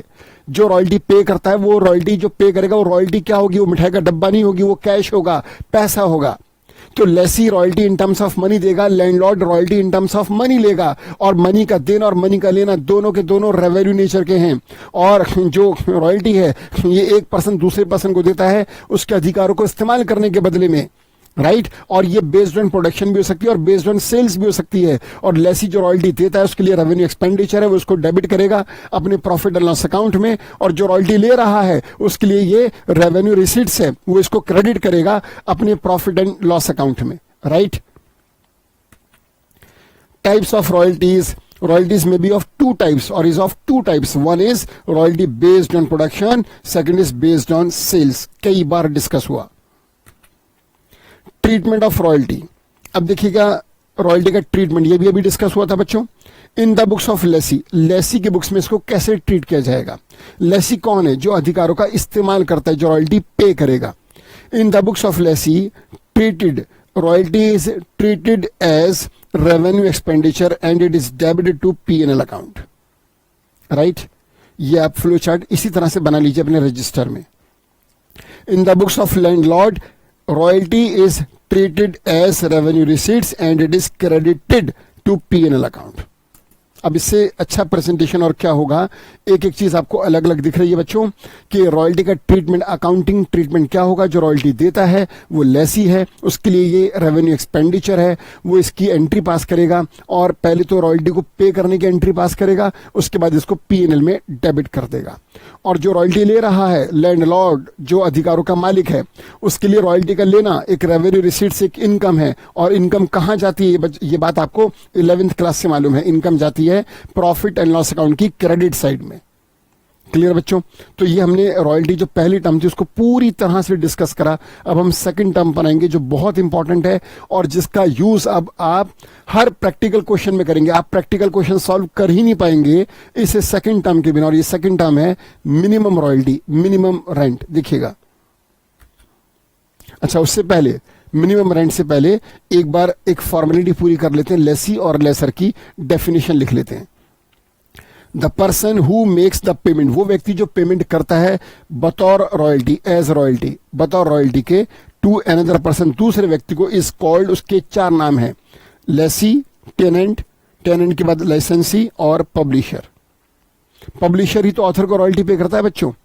तो जो रॉयल्टी पे करता है वो किसी भी नाम से एग्जाम्स में या क्वेश्चन में आ सकता है। Tenant, publisher, licence, tenant, licensee, publisher और लेसी। इसी तरह से lessor, the person who receives the payment as royalty, वो व्यक्ति जो रॉयल्टी रिसीव करता है दूसरे किसी और व्यक्ति से, वो कहलाता है या तो लैंडलॉर्ड या लेसर या लाइसेंसर या फिर ऑथर। लेसी के अपोजिट लेसर, टेनेंट के अपोजिट, सॉरी लेसी के अपोजिट लेसर और टेनेंट के अपोजिट लैंडलॉर्ड, लाइसेंसी के लिए लाइसेंसर और पब्लिशर के लिए ऑथर। ठीक है बच्चों।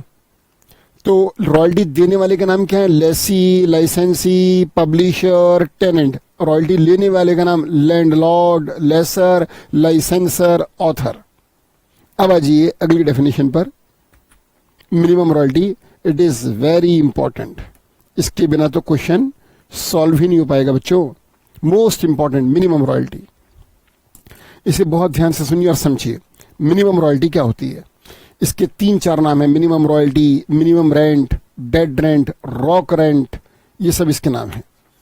देखिए, जब ऑथर ने अपनी किताब, वही पुराने वाले एग्जाम्पल पर वापस आओ, जब ऑथर ने अपनी बुक पब्लिशर को दी और पब्लिशर और ऑथर के बीच में ये एग्रीमेंट हुआ कि भाई 1 अप्रैल की सुबह से लेकर 31 मार्च की शाम तक पूरे साल में जितनी भी बुक्स बिकेंगी उन्हें 50 रुपए पर बुक से मल्टीप्लाई करके, क्योंकि एक बुक के बिकने पर जो रॉयल्टी है वो 50 रुपीज है, एज्यूम कर लो बच्चों, ये 50 रुपीज पर बुक रॉयल्टी है। तो मैं अभी बहुत आगे तक डिस्कस करूंगा, जो मेरा अगला लेक्चर होगा वो भी इसी एग्जाम्पल पर आधारित होगा पूरी तरह से बच्चों, इसलिए उसको ध्यान से सुनते रहो। कि जब ऑथर और पब्लिशर के बीच में एग्रीमेंट हुआ कि हर एक किताब के बिकने पर रॉयल्टी 50 रुपए होगी और पूरे साल में जितनी बुक्स बिकेंगी उनको 50 से मल्टीप्लाई कर जो भी अमाउंट आएगा रॉयल्टी का वो पब्लिशर ऑथर को पे करेगा। ये एग्रीमेंट हो गया। अब जब एग्रीमेंट हो गया तो पब्लिशर ने ऑथर से कहा, ऑथर चलो तुम खुश हो ना, तुम्हारे हिसाब से मैंने 50 रुपए मान लिए, चलो भाई बात खत्म हुई, अब तुम जाओ अपने घर। ऑथर कह रहा नहीं सर, मुझे एक बात और डिस्कस करनी थी। पब्लिशर कह रहा है क्या डिस्कस करना है? हो तो क्या सारा डिस्कशन, भाई तुमको ने मुझे अपनी बुक दे दी, अपना अधिकार तुमने मुझे दिया कि मैं उसकी कॉपी करूं और मैं बेचूं उसको, और मैंने तुम्हें ये कहा कि हर बुक के बिकने पर मैं तुम्हें 50 रुपए रॉयल्टी दूंगा। सारी बातें डिस्कस हो गई, खाना पीना भी हो गया, एग्रीमेंट भी हो गया, सुबह से शाम भी हो गई, अब चलो चलते हैं अपने अपने घर। ऑथर बोला सर एक दुविधा है, एक बात और डिस्कस करनी है, उसके बिना बात बनेगी नहीं। पब्लिशर बोला क्या बात है? ऑथर बोला सर ये बताइए, अगर मान लीजिए किसी साल ऐसा हुआ कि आपने मेरी पूरे साल में 100 ही किताबें बेची, 100 बुक्स बेची, तो 100 बुक्स इंटू 50 रुपए रॉयल्टी कितनी बनेगी? 5000। तो क्या आप मुझे पूरे साल में सिर्फ 5000 रुपीज पे करेंगे? पब्लिशर बोला भाई ये तो बहुत गलत बात तुमने डिस्कस कर ली, ये तो डिस्कशन का मैटर ही नहीं है। जब हमारे बीच में ये एग्रीमेंट हो गया कि पूरे साल में जितनी बुक्स बिकेंगी उनको 50 से मल्टीप्लाई किया जाएगा तो बात खत्म। अब पूरे साल में 1 लाख किताबें बिके या 1000 या 100 किताबें बिके या एक किताब बिके या एक भी ना बिके, इसमें क्या बात हुई? भाई जो बुक्स बिकेंगी उसी पर तो रॉयल्टी दूंगा, जो बुक बिकी ही नहीं, जब मेरी पॉकेट में कुछ आया ही नहीं तो मैं तुम्हें कहां से पे कर दूं? ऑथर बोला नहीं भाई ये बात तो समझ नहीं आ रही है, क्योंकि ऑथर बोला पब्लिशर सुनो, तुम्हारा अपना जो तुमने डिफेंड कर अपने आप को, जो तुमने लंबी चौड़ी कहानी सुनाई कि भाई जो बुक बिकेंगी 1 लाख, 1000, 100, 50, 100, 200, एक बुक या ना बिके, जो होगा देखा जाएगा। ऑथर बोला पब्लिशर ये तुमने अपने हिसाब से सुनाया है। ऑथर बोला पब्लिशर सुनो, तुम्हारे पास पहले से कम 50 ऑथर हैं, तुम्हारे कम से कम 1000 पब्लिकेशंस हैं, तुम्हारी इतनी सारी बुक्स और इतने साल से बिक रही हैं कि अगर मेरी बुक एक भी ना बिके तो तुम पर कोई फर्क नहीं पड़ेगा, तुम पर उसका कोई असर नहीं होगा, क्योंकि तुम्हारे पास तो बड़े सारे ऑथर हैं, तुम्हारा एक बड़ा पब्लिकेशन हाउस है, बड़े सारे ऑथर्स हैं, बड़े सारे पब्लिकेशंस हैं, हजारों किताबें तुम छापते हो, इतने सारे ऑथर्स की, तुम्हें कोई फर्क नहीं पड़ेगा, मैं हूं या ना हूं तुम्हें क्या फर्क पड़ता, तुम्हारी इनकम पर कोई असर नहीं होगा, तुम्हारा बिजनेस तो पहले से ही बहुत बड़ा है। लेकिन मेरा क्या होगा, अगर मेरी बुक नहीं बिकी तुम पर कोई असर नहीं होगा, लेकिन मैं तो बिल्कुल बेकार हो जाऊंगा। मैंने इतने साल कड़ी मेहनत करके रात दिन एक करके इतनी शानदार किताब लिखी, अगर तुम उसे नहीं बेच पाए और पब्लिशर, तो मैं क्यों दूं तुम्हें अपनी बुक? मैं किसी और से ना प्रिंट करवा लूं? इतने सारे ऑथर, इतने सारे पब्लिशर्स है बाजार में, एक परफेक्ट कॉम्पिटिटिव मार्केट है पब्लिशर्स की, तो मैं तुमसे ही क्यों पब्लिश कराऊं, किसी और से क्यों ना कराऊं? पब्लिशर बोला देखो ऑथर तुम्हारी नहीं ये डबल बातें मेरी समझ नहीं आ रही। तुम कभी तो कहते हो हाँ भाई ठीक है मैं एक बुक पर 50 रुपए लूंगा, जितनी बुक बिकेंगी उससे 50 से मल्टीप्लाई करके जो रॉयल्टी बनेगी मैं वो लूंगा, और दूसरी तरफ तुम ये कह रहे हो कि अगर तुम्हारी बुक्स कम बिकी तो तुम्हें नुकसान होगा। ये क्या बात हुई? क्या कहना चाहते हो खुल के बताओ। ऑथर बोला मैं खुल के बोलना चाह रहा हूं, खुल के बोलना चाहता हूं, मेरी बात सुनो। मैं ये कहना चाहता हूं कि भाई पब्लिशर ये बात जायज है, ये बात बिल्कुल ठीक है कि पूरे साल में जितनी बुक्स बिकेंगी उन्हें 50 रुपए से मल्टीप्लाई करके जो अमाउंट आएगा वो रॉयल्टी का तुम मुझे दोगे, ये बात बिल्कुल सही है। लेकिन मैं ये चाहता हूं कि मेरा कुछ मिनिमम गारंटेड अमाउंट फिक्स कर दो कि मेरी रॉयल्टी किसी भी साल इस पर्टिकुलर अमाउंट से कम नहीं होगी। पब्लिशर बोला क्या कहना चाहते हो जरा दोबारा बोलो। ऑथर बोला मैं दोबारा तिबारा 100 बार बोलूंगा, वो ये कि मुझे मिनिमम रॉयल्टी की गारंटी चाहिए। मैं ये चाहता हूं कि मेरा कुछ मिनिमम अमाउंट फिक्स हो जाए, जिससे कम मुझे इस बात की एश्योरेंस हो कि मुझे इससे कम रॉयल्टी नहीं मिलेगी। जब ऑथर बिल्कुल रिजिड हो गया कि मुझे मिनिमम की गारंटी पक्का चाहिए, मेरा रॉयल्टी नहीं बनेगा, तब पब्लिशर ने ऑथर से कहा अच्छा कितना मिनिमम की गारंटी चाहिए तुम्हें, कितना तुम्हें लगता है कि मिनिमम तुमको मिलना ही चाहिए? ऑथर बोला 50,000 इन अ ईयर। मैं किसी भी साल 50,000 रुपए से कम नहीं लूंगा। बच्चों 50,000 रुपए मिनिमम रॉयल्टी की वो गारंटी मांग रहा है। ऑथर पब्लिशर से कह रहा है, सुनो पब्लिशर, अगर मेरी बुक्स इतनी ज्यादा बिकी कि उनकी रॉयल्टी 50,000 या उससे ज्यादा बनी तो मैं ज्यादा लूंगा। अगर मेरी एक्चुअल रॉयल्टी बनी 1 लाख रुपए तो मैं 1 लाख रुपए लूंगा। 2 लाख बनी तो 2 लाख लूंगा, लेकिन अगर बनी 40,000 तो मैं 50,000 लूंगा। 50,000 मिनिमम लूंगा किसी भी साल, चाहे एक भी बुक ना बिके तो भी मैं 50,000 से कम रॉयल्टी नहीं लूंगा। इसे कहते हैं बच्चों मिनिमम रॉयल्टी। इसके 4 नाम है जैसे मैंने आपको बताया, minimum royalty, minimum rent, dead rent, rock rent. Publisher बोला ये तो बहुत ज्यादा है। ऑथर बोला तो ठीक है, कोई बात नहीं, अगर तुम्हें ज्यादा लगता है तो कोई बात नहीं, मेरी बुक मुझे वापस करो, इतने सारे पब्लिशर्स हैं, किसी और से छपवा लूंगा। पब्लिशर जानता था कि किताब जबरदस्त है। ये पब्लिशर को मालूम था कि बुक बहुत ही जबरदस्त है, बहुत शानदार है और ये मार्केट में तहलका मचाएगी और खूब बिकेगी और पब्लिशर इससे खूब कमाने वाला है। उसे बात अच्छे से मालूम है, इसलिए वो नहीं चाहता कि ऑथर उसके पास से जाए। वो पब्लिशर ऑथर को समझा रहा है कि भाई 50,000 ज्यादा है, 20,000 कर लो, चलो 25 कर लो, चलो 30,000 कर लो मिनिमम। ऑथर बिल्कुल राजी नहीं हुआ। उसने कहा जी तुम 2 दिन मेरे से बहस करो, 2 महीने बहस करो, लेकिन मैं 50,000 से 1 रुपया भी कम नहीं करूंगा। This is my final decision. Publisher को लग गया कि ये मानने वाला है नहीं, इसको खुद मालूम है इसने कितनी अच्छी बुक लिखी है, मुझे भी मालूम है कि बुक जबरदस्त है। पब्लिशर राजी हो गया कि चलो रिस्क ले लेते हैं, देखा जाएगा जो भी होगा। और उनके एग्रीमेंट में एक क्लॉज फिर डाला गया, वो जो रिटर्न एग्रीमेंट था पब्लिशर ऑथर के बीच में, उसमें एक क्लॉज और ऐड हुआ कि किसी भी साल जो मिनिमम रॉयल्टी है वो 50,000 होगी। बच्चों इसका मतलब ये हुआ कि जब पूरे साल में बुक्स पब्लिश होंगी और बिकेंगी तो एक साल में जितनी भी बुक्स बिकेंगी पहले उसको 50 रुपीज से मल्टीप्लाई कर कर एक्चुअल रॉयल्टी कैलकुलेट की जाएगी। क्या बोला मैंने कि पूरे साल में जो भी बुक्स बिकेंगी, जितनी भी नंबर ऑफ बुक्स बिकेंगी, उनको 50 रुपीज से मल्टीप्लाई कर कर एक्चुअल रॉयल्टी का अमाउंट कैलकुलेट किया जाएगा। जब एक्चुअल रॉयल्टी का अमाउंट कैलकुलेट हो जाएगा फिर उसको कंपेयर किया जाएगा मिनिमम रॉयल्टी से। ये मेरा लेफ्ट हैंड है बच्चों, मैं इसको यहाँ सेट कर रहा हूँ। ये जो मेरा लेफ्ट हैंड है जो मैंने ऐसे करा, ये एज्यूम करो ये मिनिमम रॉयल्टी है। क्या है ये? Minimum royalty, that is 50,000 in my example. तो ये 50,000 मिनिमम रॉयल्टी है। अब क्या हुआ, पूरे साल में जो बुक्स बिकी उन्हें 50 रुपीज से मल्टीप्लाई करा। 50 रुपीज से मल्टीप्लाई करने के बाद जो एक्चुअल रॉयल्टी आई वो मेरा ये राइट हैंड है। अब ये एक्चुअल रॉयल्टी है। बच्चों एज्यूम करो बुक्स इतनी सारी बिकी कि एक्चुअल रॉयल्टी यानी कि जो बुक्स बिकी उनको जब 50 रुपए से मल्टीप्लाई करा तो एक्चुअल रॉयल्टी जो थी वो बनी ज्यादा, 80,000 रुपीज। अब मिनिमम कितना फिक्स है? 50,000। एक्चुअल कितना बना? 80,000। तो यहाँ पे लेसी लैंडलॉर्ड को यानी कि पब्लिशर ऑथर को कितना पे करेगा? ऑब्वियसली 80,000 पे करेगा। गारंटी मिनिमम की होती है, मैक्सिमम की नहीं होती।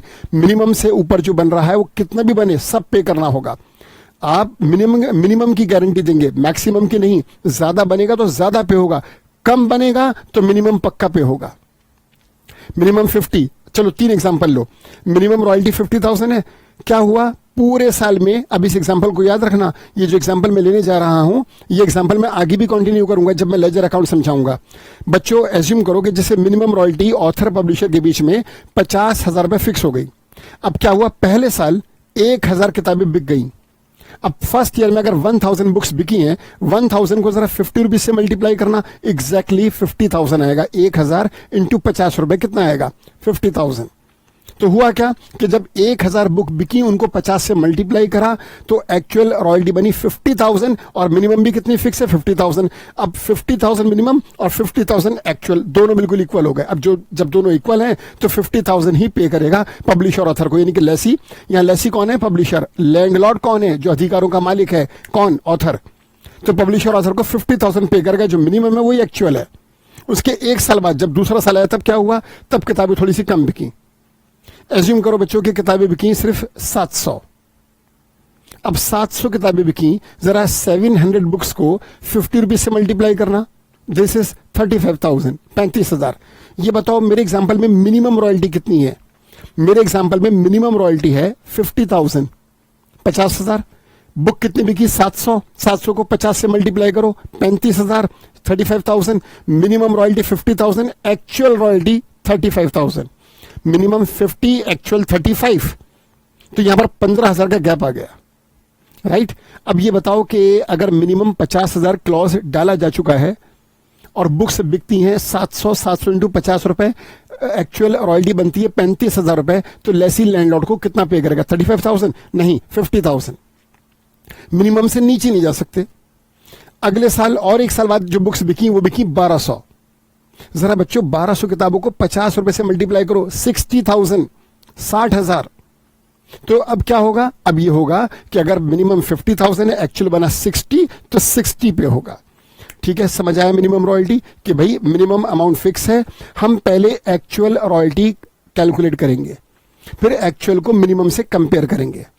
अगर एक्चुअल मिनिमम के बराबर या मिनिमम से ज्यादा है तो एक्चुअल पे होगा, अगर एक्चुअल मिनिमम से कम है तो फिर मिनिमम पे होगा। आया समझ में मिनिमम रॉयल्टी? जरा देखिएगा, minimum royalty is the minimum guaranteed amount which must be paid. ये क्या है बच्चों? मिनिमम रॉयल्टी क्या है बच्चों? मिनिमम रॉयल्टी जो है ये मिनिमम गारंटेड अमाउंट है जो पे किया जाएगा, विच मस्ट बी, हर हालत में पे किया जाएगा बाय द लेसी, लेसी के द्वारा। किसको?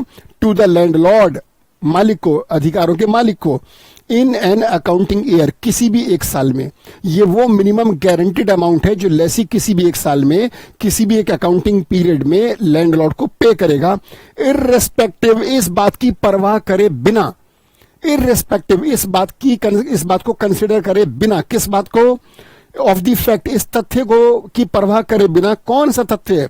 Weather he has derived any benefit और नॉट, चाहे उसको कोई फायदा, लेसी को जो रॉयल्टी पे कर रहा है उसको चाहे कोई फायदा हुआ हो या ना हुआ हो, उसने कोई बेनिफिट ड्राइव करा हो या बेनिफिट ड्राइव ना करा हो। किससे बेनिफिट ड्राइव करा हो?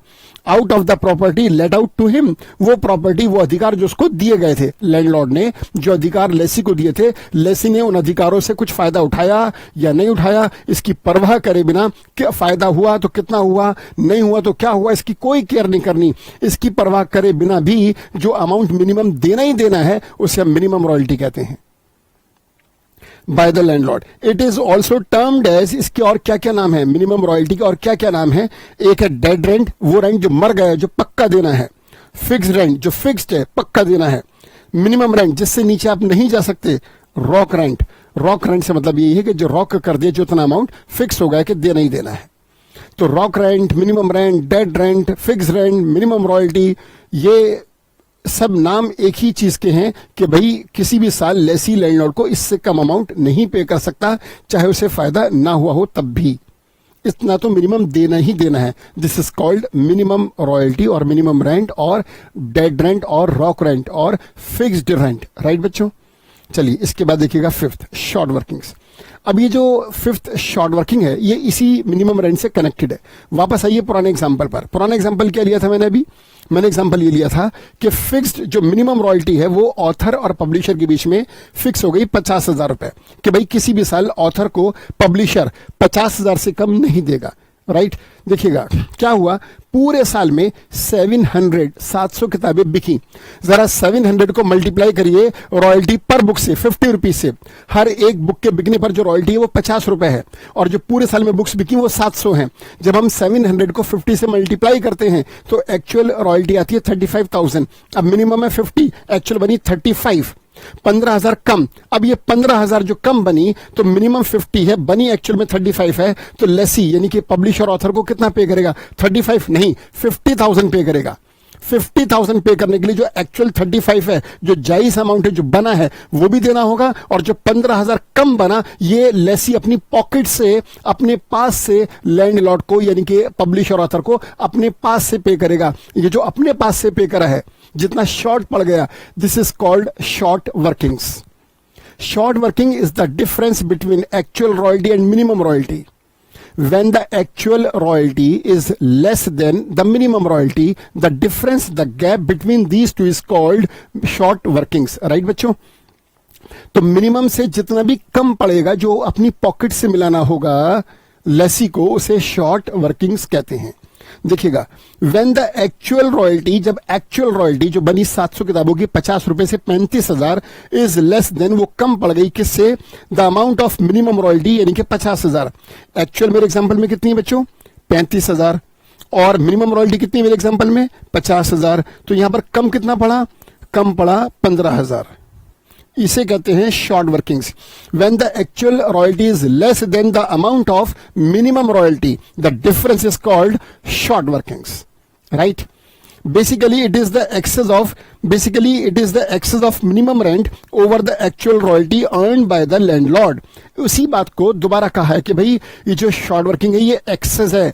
किसका एक्सेस है? मिनिमम रॉयल्टी का। किसके ऊपर? एक्चुअल के ऊपर। एक्चुअल 35 है, मिनिमम 50 है, तो मिनिमम जितनी ज्यादा है एक्चुअल से, यानी कि एक्चुअल 35 मिनिमम 50, तो एक्चुअल से मिनिमम कितनी ज्यादा है? 15,000। अब इसको चाहे मिनिमम से एक्चुअल नीचे की तरफ जाके देखो या एक्चुअल से मिनिमम ऊपर की तरफ जाके देखो, अल्टीमेटली मिनिमम रॉयल्टी ज्यादा है, एक्चुअल रॉयल्टी कम है, तो इन दोनों के बीच का जो गैप है इसे शॉर्ट वर्किंग्स कहते हैं।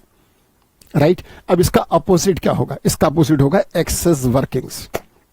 और वो क्या होगा? एग्जाम्पल, मिनिमम 50,000, इसका अगला शब्द एक्सेस वर्किंग है, पहले से बता रहा हूं। मिनिमम 50,000। अब मान लो इस साल बुक्स बिकी 1200, जरा 1200 बुक्स को मल्टीप्लाई करो 50 रुपीज से, it is 60,000। Minimum royalty 50, actual बनी 60। 50 मिनिमम है, 60 बना। राइट गारंटी मिनिमम की होती है, मैक्सिमम की नहीं। मिनिमम रॉयल्टी 50,000 है लेकिन एक्चुअल 60 है, क्योंकि एक्चुअल ज्यादा है तो ज्यादा पे होगा, 60 पे होगा। और यहां पर 60 और 50 का जो गैप है, मिनिमम से जितनी भी ज्यादा है एक्चुअल, उस गैप को एक्सेस वर्किंग कहते हैं। तो 50,000 अगर मिनिमम है और एक्चुअल बनी 60,000, तो जो गैप है 10,000 का, this is called excess workings. तो बच्चों ये मिनिमम रॉयल्टी है और ये एक्चुअल रॉयल्टी। अगर एक्चुअल मिनिमम के बराबर है तो कोई बात नहीं, दोनों इक्वल है। अगर एक्चुअल मिनिमम से कम है तो इस गैप को कहते हैं शॉर्ट वर्किंग्स। और अगर एक्चुअल मिनिमम से ज्यादा है तो इस गैप को कहते हैं एक्सेस वर्किंग्स। राइट जरा अगला वर्ड देखिएगा, excess working. Excess working when the actual royalty is more than the minimum royalty, जब एक्चुअल रॉयल्टी मिनिमम रॉयल्टी से ज्यादा होती है। When the actual royalty is more than the amount of minimum royalty और minimum rent, the difference is called excess working. It refers to the amount by which the actual royalty exceeds the minimum rent. एक ही बात है, ये वो amount है जो actual royalty में ज्यादा है। किससे ज्यादा है? मिनिमम से। मिनिमम 50, एक्चुअल 60, तो जो 10,000 ज्यादा है, इस ज्यादा वाले अमाउंट को हम एक्सेस वर्किंग कहते हैं। बच्चों यहां तक क्लियर है? ये सारी बात समझ आ गई आपके? अब इसके बाद जो अगला वर्ड है वो है रिक्रूटमेंट ऑफ शॉर्ट वर्किंग्स। बच्चों जो अगला टॉपिक है रिक्रूटमेंट, जो अभी मैं आपसे डिस्कस कर रहा था, रिक्रूटमेंट ऑफ शॉर्ट वर्किंग, वो बहुत ही इंटरेस्टिंग टॉपिक है। अब समझ लेना कि सारा प्रैक्टिकल उसी पर आधारित है। Recruitment of short workings, recruitment का मतलब होता है रिकवरी।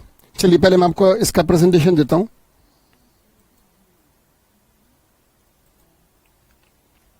जी 7th एटा में रिक्रूटमेंट ऑफ शॉर्ट वर्किंग्स।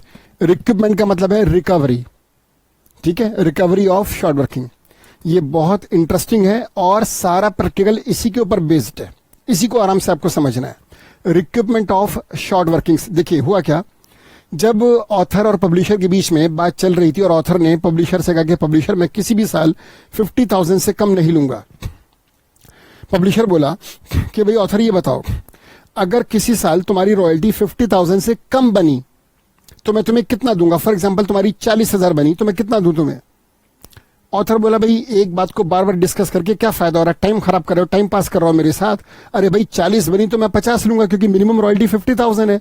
हमारे बीच में जब 50,000 फिक्स हो गया है कि रॉयल्टी किसी भी साल 50,000 से कम नहीं होगी, तो ये बात बार बार पूछकर क्या फायदा? अगर 40 बनी तो 50 दोगे तुम मुझे? अच्छा, तो पब्लिशर ये बोला कि भाई 40 बनी तो मैं 50 दूंगा। क्यों? ऑथर बोला भाई ये तुम्हारे पाप है ना कि तुमने एडवर्टीजमेंट ढंग से नहीं करा, तुमने पब्लिसिटी ढंग से नहीं करी, तुमने मेरी किताब को बेचने पर ज्यादा मेहनत नहीं करी, तो ये तुम्हारे पाप हैं, तो भुगतो इनको। भाई 40,000 क्यों बनी? जब मैंने कहा कि 50,000 से कम नहीं लूंगा तो मेरी बुक को बेचने पर ज्यादा मेहनत करते और कोशिश करते कि रॉयल्टी 50,000 से ज्यादा बने। अब नहीं बनी, तुम्हारे पाप हैं तो प्रायश्चित करो, इन पापों को भुगतो। 40 बनी तो मैं 50 लूंगा क्योंकि मिनिमम 50 है, 10,000 तुम अपनी जेब से दो। पब्लिशर बोला अच्छा एक बात बताओ ऑथर, अगर अगले साल 70,000 बनी तो भैया जब एक साल 50 के बजाय 40 बनी, 10 कम बनी, तो ये मेरे पाप हैं। तो अगर 50 की जगह 70 बनी तो ये पुण्य भी तो मेरे हैं कि मैंने ज्यादा मेहनत करी, तो भाई ज्यादा एडवर्टीजमेंट करा। अभी तूने ऑथर कहा कि भाई मैंने एडवर्टीजमेंट कम करा इसलिए 50 के बजाय 40 बनी, तो मैंने एडवर्टीजमेंट ज्यादा करा, 50 की जगह 70 बनी। अगर वो पाप मेरे थे तो ये पुण्य मेरे हैं, और पापों का प्रायश्चित पुण्य से होता है। आई समझ में? ऑथर से पब्लिशर बोला कि भैया ऑथर सुन, अगर 40 बना तो मैं तेरे को 50 दे दूंगा, 10,000 मैं अपनी जेब से दे दूंगा, लेकिन ये जो 10,000 मैं अपनी जेब से दूंगा, आने वाले सालों में, आने वाले ईयर्स में अगर रॉयल्टी मिनिमम से ज्यादा बनी, एक्सेस वर्किंग हुई, तो मैं उस एक्सेस वर्किंग से पहले से शॉर्ट वर्किंग को रिकवर करूंगा। फॉर एग्जाम्पल, अगर मिनिमम रॉयल्टी 50 है और एक्चुअल बनी 40, तो 40 बनी एक्चुअल, मिनिमम 50 है, ये 10,000 की जो शॉर्ट वर्किंग है ये मैं अपनी पॉकेट से तुमको दे दूंगा। 40 बना, 50 पे करूंगा, 10,000 अपनी जेब से दूंगा। लेकिन अगर फ्यूचर में 70 बना तो मैं तुमको 70 नहीं दूंगा। पहले पिछले साल जो 10,000 मैंने अपनी जेब से दिया था, 70 में से उस 10 को रिकवर करूंगा। 70 माइनस 10 बचा 60,000, वो 60,000 मैं तुमको दे दूंगा। ऑथर बोला, पब्लिशर ने कहा, ऑथर मैं शॉर्ट वर्किंग को, किसी भी एक साल की शॉर्ट वर्किंग को आने वाले साल में एक्सेस वर्किंग से सेट ऑफ कराऊंगा। मैं अगर एक्चुअल रॉयल्टी मिनिमम से कम बनी, मैं अपनी जेब से दे दूंगा, लेकिन इसको अपना लॉस नहीं मानूंगा, अपनी एसेट्स मानूंगा। अगर ये शॉर्ट वर्किंग मुझे कभी रिकवर ना हो तो ये मेरा लॉस है, लेकिन मैं इसको रिकवर करूंगा। तुम्हें इस बात पे एग्री होना होगा कि फ्यूचर में अगर एक्सेस वर्किंग हुई तो मैं तुमको सारा ना पे कर लास्ट ईयर जो मुझे शॉर्ट वर्किंग हुई थी पहले उसको रिकवर करूंगा और उसके बाद तुमको पे करूंगा। हाँ, ये पक्का है कि किसी भी साल 50,000 से कम मैं तुमको नहीं दूंगा। लेकिन अगर तुम मिनिमम रॉयल्टी फिक्स करना चाहते हो कि भाई 50 से कम नहीं लोगे, तो तुम्हारी, अगर मैं इस बात को मानता हूं तो तुम भी मेरी बात को मानो कि अगर किसी साल मैं तुमको अपनी पॉकेट से देता हूं तो आने वाले साल में उसको मैं रिकवर कर सकता हूं। मैं तुम्हारी मिनिमम रॉयल्टी से रिकवर नहीं करूंगा, एक्सेस वर्किंग से रिकवर करूंगा। ऑथर को लगा कि बात तो जायज है, लेकिन ऑथर ने फिर कंडीशन के ऊपर एक और कंडीशन लगा दी। अब यहां पर इस बात को आपको समझना होगा कि अगर ऑथर ये कहता है पब्लिशर से कि ठीक है पब्लिशर, चलो मैं तुम्हारी बात पे एग्री हूं, कर लेना रिकवर, जब तक तुम्हारा शॉर्ट वर्किंग एक्सेस वर्किंग से रिकवर ना हो करते रहना। जब शॉर्ट वर्किंग पूरी रिकवर हो जाए कोई बात नहीं, उसके बाद जो भी बनेगा मुझे पूरा पे कर देना। तुम अपनी शॉर्ट वर्किंग को कभी तक भी एक्सेस वर्किंग से पूरा सेट ऑफ करा सकते हो। तो ये एक अलग बात है, इसको हम कहते हैं फ्लक्चुएटिंग राइट। ये पब्लिशर का फ्लक्चुएटिंग राइट है कि वो शॉर्ट वर्किंग को कभी भी रिकवर कर सकता है जब तक पूरी रिकवर ना हो। एक होता है फिक्स्ड राइट। इसमें क्या होगा, इसमें ऑथर कंडीशन पे कंडीशन लगाता है। ऑथर पब्लिशर से कहता है ठीक है पब्लिशर, मिनिमम रॉयल्टी 50,000 है, किसी साल अगर 50 से कम बनी तो तुम मुझे 50 देना, और आने वाले सालों में अगर 50 से ज्यादा बनी तो तुम शॉर्ट वर्किंग को जो पिछले साल हुई थी उसको रिकवर कर लेना। लेकिन रिकवरी के लिए मैं तुमको लाइफ टाइम नहीं दूंगा, सारी जिंदगी का टाइम नहीं दूंगा कि तुम कभी भी रिकवर कर लो। मैं तुम्हें मैक्सिमम फॉर एग्जांपल 2 साल का टाइम दूंगा। जिस साल शॉर्ट वर्किंग होगी, जिस साल पब्लिशर तुम अपनी पॉकेट से मुझे पे करोगे, उसको रिकवर करने के लिए मैं तुम्हें अगले 2 साल का टाइम दूंगा। अगले 2 साल में इतनी एक्सेस वर्किंग कर लेना, इतना ज्यादा सेल करना, इतनी एक्सेस वर्किंग करना कि तुम्हारी 2 साल में जो शॉर्ट वर्किंग थी पहले वाली वो रिकवर हो जाए। अगर तुमने 2 साल में रिकवर ना करा तो 2 साल के बाद चाहे कितनी भी ज्यादा एक्सेस वर्किंग हो, मैं रिकवरी नहीं होने दूंगा। मान लो पब्लिशर ने ये पूछा कि भाई कौन से 2 साल, तो ऑथर ने कहा कि जब भी शॉर्ट वर्किंग होगी उसके अगले 2 साल। ये चलता रहेगा, जिस साल भी शॉर्ट वर्किंग होगी उस शॉर्ट वर्किंग को उस साल की अगले 2 साल का टाइम दिया जाएगा। इसे कहते हैं फिक्स्ड राइट। ये दोनों अभी हम आगे डिस्कस करेंगे।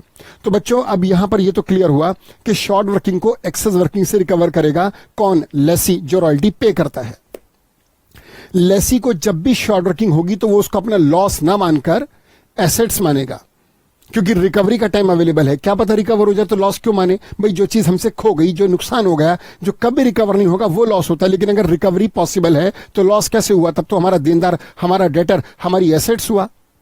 तो यहां पर जब भी अपनी पॉकेट से पे करेगा लेसी, तो जितना अमाउंट वो अपनी पॉकेट से पे करेगा, जिसे हम शॉर्ट वर्किंग कहते हैं, वो लेसी का लॉस नहीं होगा, क्योंकि इसकी रिकवरी की पॉसिबिलिटी है।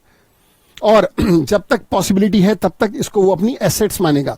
लेसी अपनी पॉकेट से जो भी पे करेगा शॉर्ट वर्किंग को लॉस न मानकर एसेट्स मानेगा। हाँ, जितना रिकवर हुआ हुआ, अब जो रिकवर नहीं हो पाया और टाइम लैप्स कर गया, क्या हुआ, टाइम लैप्स कर गया, टाइम निकल गया, रिकवरी का टाइम जितना मिला था वो निकल गया, अब रिकवरी पॉसिबल नहीं है, तब जो बचा हुआ अमाउंट होगा शॉर्ट वर्किंग का जो रिकवर नहीं हो पाया वो लॉस बनकर पीएनएल के डेबिट में आएगा, लेसी की बुक में। ये लेकिन फिक्स्ड राइट में होगा बच्चों। अगर फ्लक्चुएटिंग राइट है तब तो लाइफ टाइम अवेलेबल है, जब तक शॉर्ट वर्किंग रिकवर ना हो करते जाओ रिकवर रिकवर रिकवर, जब तक पूरी रिकवर ना हो। फ्लक्चुएटिंग राइट में उसमें लाइफ टाइम का टाइम अवेलेबल होता है, लेकिन फिक्स्ड राइट में एक समय सीमा होती है कि उसी के अंदर रिकवर करना है। राइट तो एक बात तो ये क्लियर होगी कि रिक्रूटमेंट ऑफ शॉर्ट वर्किंग आपको क्लियर है। रिक्रूटमेंट का मतलब होता है recovery of short working with the excess working, short working को एक्सेस वर्किंग से रिकवर करना। राइट जरा देखिएगा, recruitment of short workings usually आमतौर पर the contract of royalty contains a clause, आमतौर पे रॉयल्टी के कॉन्ट्रैक्ट में ये क्लॉज डाला जाता है for carrying forward of short working, के शॉर्ट वर्किंग को लॉस नहीं मानेगा लेसी, बल्कि इसको कैरी फॉरवर्ड करेगा, आगे लेके जाएगा विद अ व्यू, इस विचार के साथ टू एडजस्ट, कि वो इसको रिकवर कर लेगा इन द फ्यूचर, भविष्य में। शॉर्ट वर्किंग को किससे रिकवर करेगा? वो एक्सेस वर्किंग से। इन द सब्सिक्वेंट ईयर्स, आने वाले सालों में सच शॉर्ट वर्किंग्स इज एडजस्टेड और सेट ऑफ, आने वाले सालों में इसे शॉर्ट वर्किंग को सेट ऑफ किया जाता है, एडजस्ट किया जाता है, किसके अगेंस्ट में? The amount of excess royalty, excess royalty या एक्सेस वर्किंग के अगेंस्ट में इसको सेट ऑफ कराया जाता है। This process of adjustment is called, ये जो शॉर्ट वर्किंग को रिकवर करने की प्रक्रिया है एक्सेस वर्किंग से, इसको कहते हैं रिक्रूटमेंट ऑफ शॉर्ट वर्किंग्स। यही प्रक्रिया रिक्रूटमेंट ऑफ शॉर्ट वर्किंग्स कहलाती है। और इसकी एंट्री क्या होगी? Landlord's account debit to short workings account. हो सके तो एंट्री को यहां पर समझने की कोशिश मत करिए।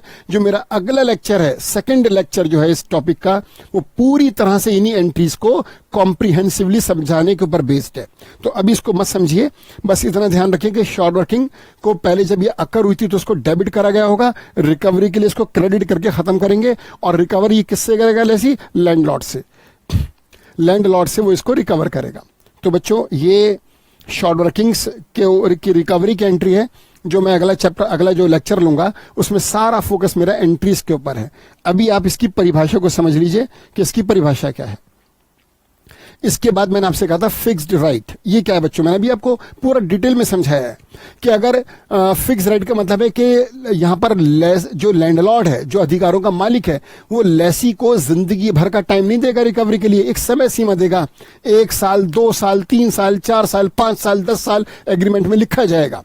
यहां पर एक टाइम अलॉट करेगा लैंडलॉर्ड लेसी को कि लेसी, ये जो तुम्हारी को शॉर्ट वर्किंग हुई है, जब एक्चुअल रॉयल्टी मिनिमम से कम बनती है और तुम लेसी मुझे अपनी पॉकेट से देते हो, वो ठीक है, तुम्हारा नुकसान है, लेकिन तुम उसे लॉस नहीं मानते, एसेट्स मानते हो, क्योंकि तुम उसको रिकवर करोगे। लेकिन मैं इसका मतलब ये नहीं कि तुम्हें जिंदगी भर का टाइम दूंगा, ऐसे में तो तुम ढीले के ढीले रह जाओगे। मैं तुम्हें इसके लिए 2 साल या 3 साल या 4 साल, जो भी इनके आपस में एग्रीमेंट में तय होता है, वो उतने साल का टाइम अलॉट करेगा, और उसी समय सीमा के अंदर अंदर इसको रिकवर करना होगा शॉर्ट वर्किंग को।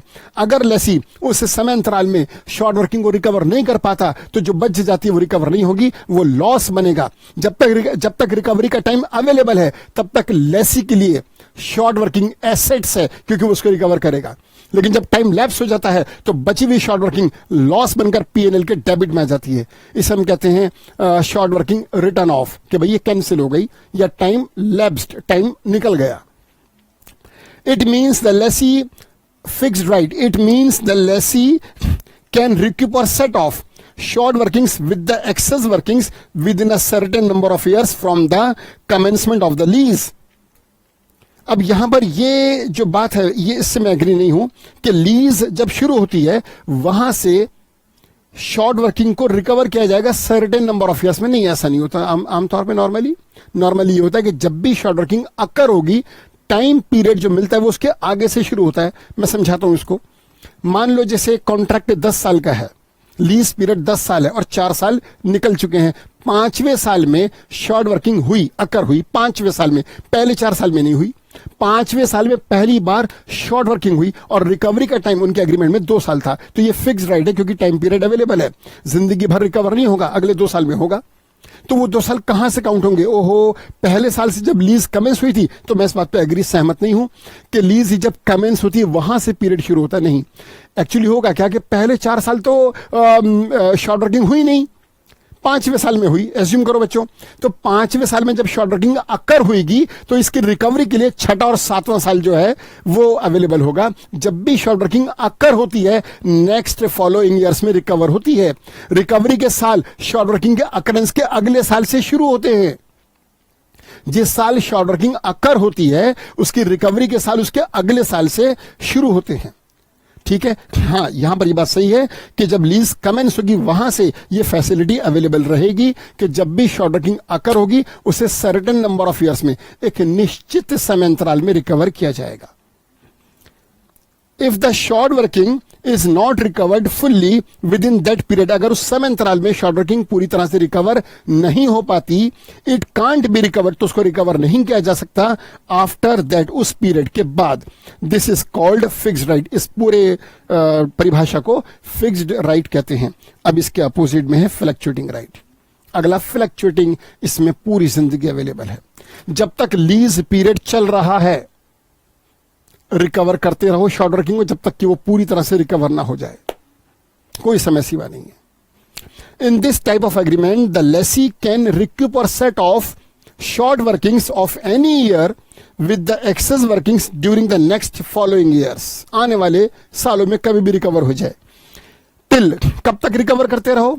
Till it is fully recovered, जब तक ये पूरी तरह से रिकवर ना हो जाए।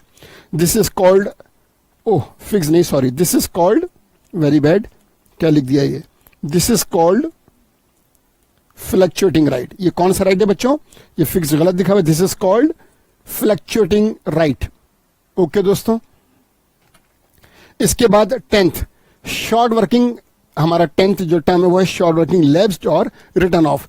अभी देखिए जो लैप्स्ड और रिटर्न ऑफ है मैंने आपसे डिस्कस करा है अभी। लैप्स का मतलब है कि टाइम निकल गया उसके बाद रिकवरी नहीं होगी, राइट। शॉर्ट वर्किंग, लैप्स्ड और रिटर्न ऑफ, टाइम पीरियड का निकलना, ये सब बातें अच्छे से कई बार डिस्कस हो गई। बस एक नोट्स हैं आपको जो कॉपी करने हैं और नोट्स को फिर आपको बाद में रिवाइज करना है। कितना आसान चैप्टर है, कितना इंटरेस्टिंग है, आपको समझ में आ रहा होगा। तो अगर मान लीजिए फ्लक्चुएटिंग राइट है तब तो ये कॉन्सेप्ट अराइज ही नहीं होता। Short working, lapse, return of, ये कॉन्सेप्ट अराइज ही नहीं होता, उठता ही नहीं है कॉन्सेप्ट ये, अगर फ्लक्चुएटिंग राइट है, क्योंकि उसमें तो टाइम पीरियड अलॉट ही नहीं होता। जब तक रिकवरी ना हो रिकवरी करते रहो। अगर लेसी तुमने अपनी पॉकेट से कुछ भी पे करा है लैंडलॉर्ड को, तो जब तक वो तुम रिकवर ना कर लो करते रहो। फ्लक्चुएटिंग राइट में तो उसमें टाइम कभी लैप्स होता ही नहीं। ये जो कॉन्सेप्ट है कि टाइम लैप्स कर गया, शॉर्ट वर्किंग को अब रिकवर नहीं कर सकते, वो राइट ऑफ होगी, तुम्हारा लॉस बनेगा, पीएलएल के डेबिट में जाएगा, ये सिर्फ और सिर्फ किस केस में होगा? फिक्स्ड राइट में। मैंने अब तक देखा है जो इतिहास एग्जाम्स का और बुक्स में जो क्वेश्चन देखे सब में मैंने देखा फ्लक्चुएटिंग राइट नहीं होता, हमेशा फिक्स्ड राइट होता है। इसलिए ये जो कॉन्सेप्ट है ये थ्योरेटिकली भी और प्रैक्टिकली भी इंपॉर्टेंट है। मैंने अब तक कोई ऐसा प्रैक्टिकल क्वेश्चन नहीं देखा जिसमें फ्लक्चुएटिंग राइट हो गया, अरे कभी भी रिकवर कर लेना, करते रहो रिकवर, नहीं। हमेशा हर क्वेश्चन में, तुम्हारी स्टडी मटेरियल में 7 क्वेश्चन है, 7 क्वेश्चन में फिक्स्ड राइट है। 7 क्वेश्चन में एक समय सीमा दी गई है शॉर्ट वर्किंग को रिकवर करने की, और जब उसमें रिकवर नहीं होता तो वो लेसी के लिए लॉस और लैंडलॉर्ड के लिए प्रॉफिट बन जाता है। क्यों? क्योंकि लैंडलॉर्ड को जो फालतू मिला था लेसी उसको रिकवर करता है, जितना रिकवर कर लिया उतना फालतू नहीं मिला लैंडलॉर्ड को। अब जब टाइम खत्म हो गया, टाइम लैप्स कर गया, तो लेसी जो पार्ट रिकवर नहीं कर पाया वो किससे रिकवर नहीं कर पाया? लैंडलॉर्ड से। तो जो पार्ट लेसी रिकवर नहीं कर पाया, जो शॉर्ट वर्किंग राइट ऑफ हो गई, जो टाइम लैप्स कर गया, जितनी शॉर्ट वर्किंग अपनी पॉकेट से लेसी ने पे करी थी लेकिन रिकवर नहीं कर पाया, वो जिंदगी भर का लेसी के लिए लॉस और लाइफ टाइम के लिए लैंडलॉर्ड का प्रॉफिट बन जाता है। इसी को कहते हैं short working lapsed. Lapse word short working नहीं बल्कि टाइम लैप्स हुआ है, टाइम निकला है और शॉर्ट वर्किंग राइट ऑफ हो गई। अब ये रिकवर नहीं हो पाएगी क्योंकि समय सीमा खत्म। 2 साल का टाइम था फॉर एग्जांपल, 2 साल पूरे हो गए। और ये जो मैंने बोला 2 साल 3 साल, ये कोई लॉ नहीं है, ये म्यूचुअल एग्रीमेंट से, म्यूचुअल डिस्कशन से लेसी और लैंडलॉर्ड मिलकर डिसाइड करते हैं कि भाई कितने साल में रिकवरी होगी, और जो वो डिसाइड करके एग्रीमेंट में क्लॉज डालते हैं वही उनके लिए लॉ बन जाता है। जरा देखिएगा, the amount of short working which could not be recovered, short working का वो पोर्शन जो रिकवर नहीं हो पाया बाय द लेसी, लेसी के द्वारा लेसी रिकवर नहीं कर पाया with in the stipulated period, उस समय के अंदर जो समय उसको दिया गया था, इज रिटर्न ऑफ, उसे खत्म कर दिया जाता है। शॉर्ट वर्किंग को it is called the period of recruitment has lapsed. इसका मतलब जो पीरियड था वो लैप्स कर गया, निकल गया। इट इज, ये लॉस बन जाता है। ये बात जो मैंने आपको समझाई थी, इट इज, ये 2 बड़े जबरदस्त पैराग्राफ है बच्चों, ये दोनों पैराग्राफ बहुत ही इंपॉर्टेंट है। ये जो शॉर्ट वर्किंग का वो भाग जो रिकवर नहीं हो पाया, शॉर्ट वर्किंग जो रिकवर नहीं हो पाई एक्सेस वर्किंग से, वो नुकसान, लॉस बनता है लेसी के लिए। It is the loss for the lessee and consequently, और इसका परिणाम ये निकलता है कि इसको ट्रांसफर कर दिया जाता है डेबिट साइड में P&L अकाउंट की। Short working which could not be recovered become the loss for the lessee and it is transferred to the debit side of profit and loss account. और इसके opposite क्या होगा? It is the profit basically for the landlord, and consequently it is credited or it is transferred to the credit side of P&L account of landlord, right? इसके बाद अगली term है ground rent और surface rent. भाई टाटा जो सरकार है उसने टाटा ग्रुप ऑफ इंडस्ट्रीज को कोल माइन लीज पर दे दी 20 साल के लिए, और 20 साल तक जो कोल माइन, जो कोयले की खान लीज पर दी है सरकार ने टाटा को, उसका लीज पीरियड जो वो 20 साल है। और एग्रीमेंट में ये क्लॉज है कि टाटा ग्रुप ऑफ इंडस्ट्रीज इस माइन से जितना भी कोल निकालेंगे बाहर, पहले उसका वजन होगा और हर एक टन कोल पर 10,000 रुपए की रॉयल्टी होगी। फॉर एग्जाम्पल, तो टाटा जब कोयले को निकालेगी बाहर कोल माइन से, जब वहां के उनके वर्कर्स कोल माइन से कोल को एक्सट्रैक्ट करेंगे तो उसका वेट होगा।